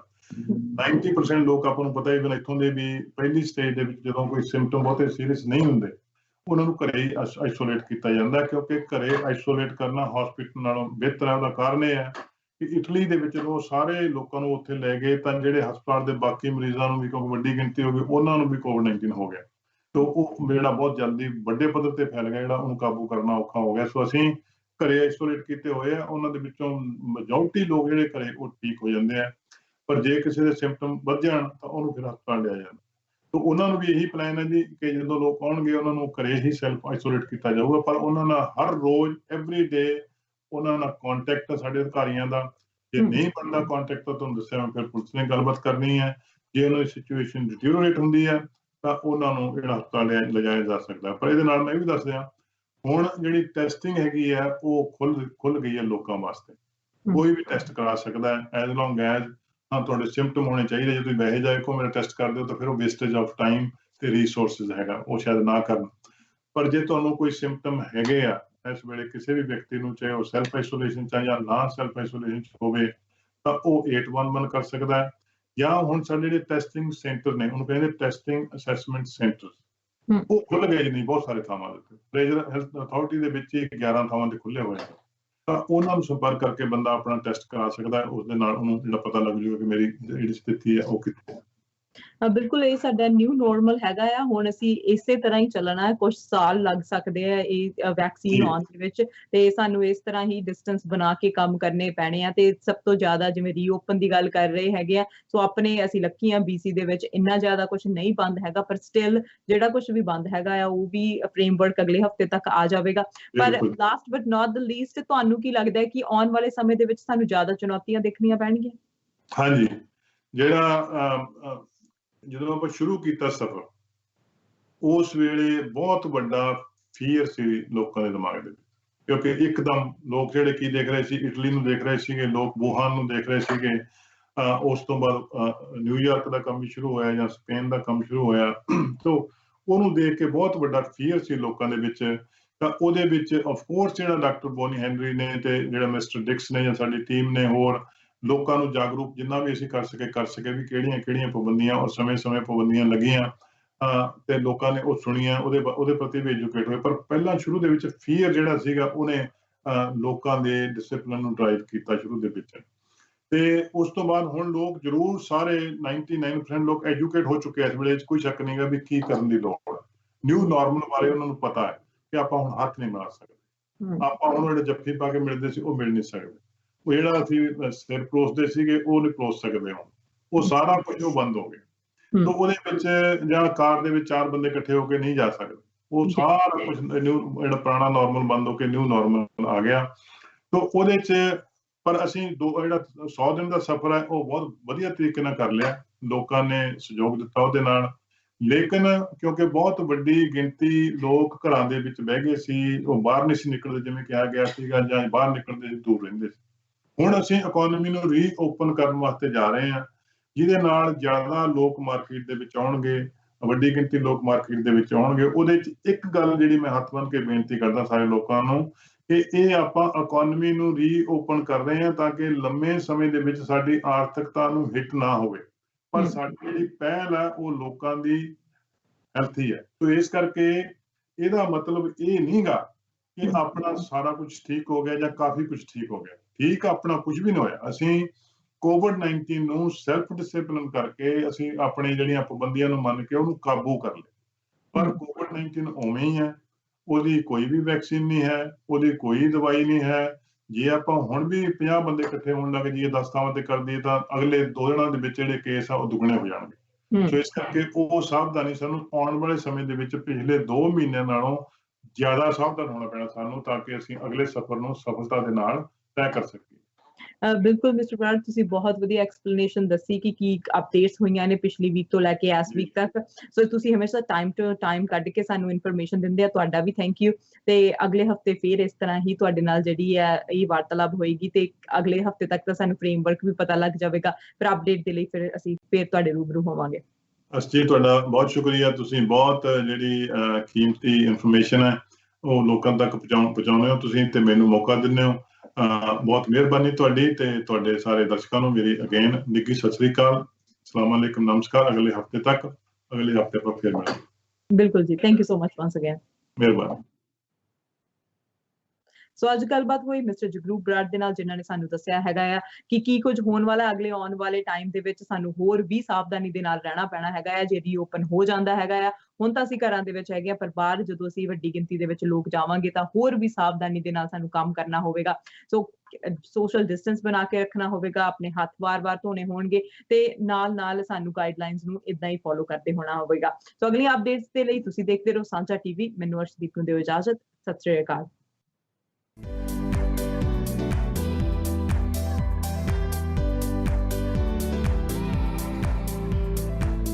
YouTube ਦੀ ਇਸ ਵੀਡੀਓ ਤੋਂ ਆਉਣ ਵਾਲਾ ਰੈਵਨਿਊ ਕਰੋਨਾ ਪੀੜਤਾਂ ਦੀ ਮਦਦ ਲਈ ਵਰਤਿਆ ਜਾਵੇਗਾ। ਇਸ ਕਰਕੇ ਤੁਸੀਂ ਵੀ ਇਸ ਦੇ ਹਿੱਸੇਦਾਰ ਬਣੋ।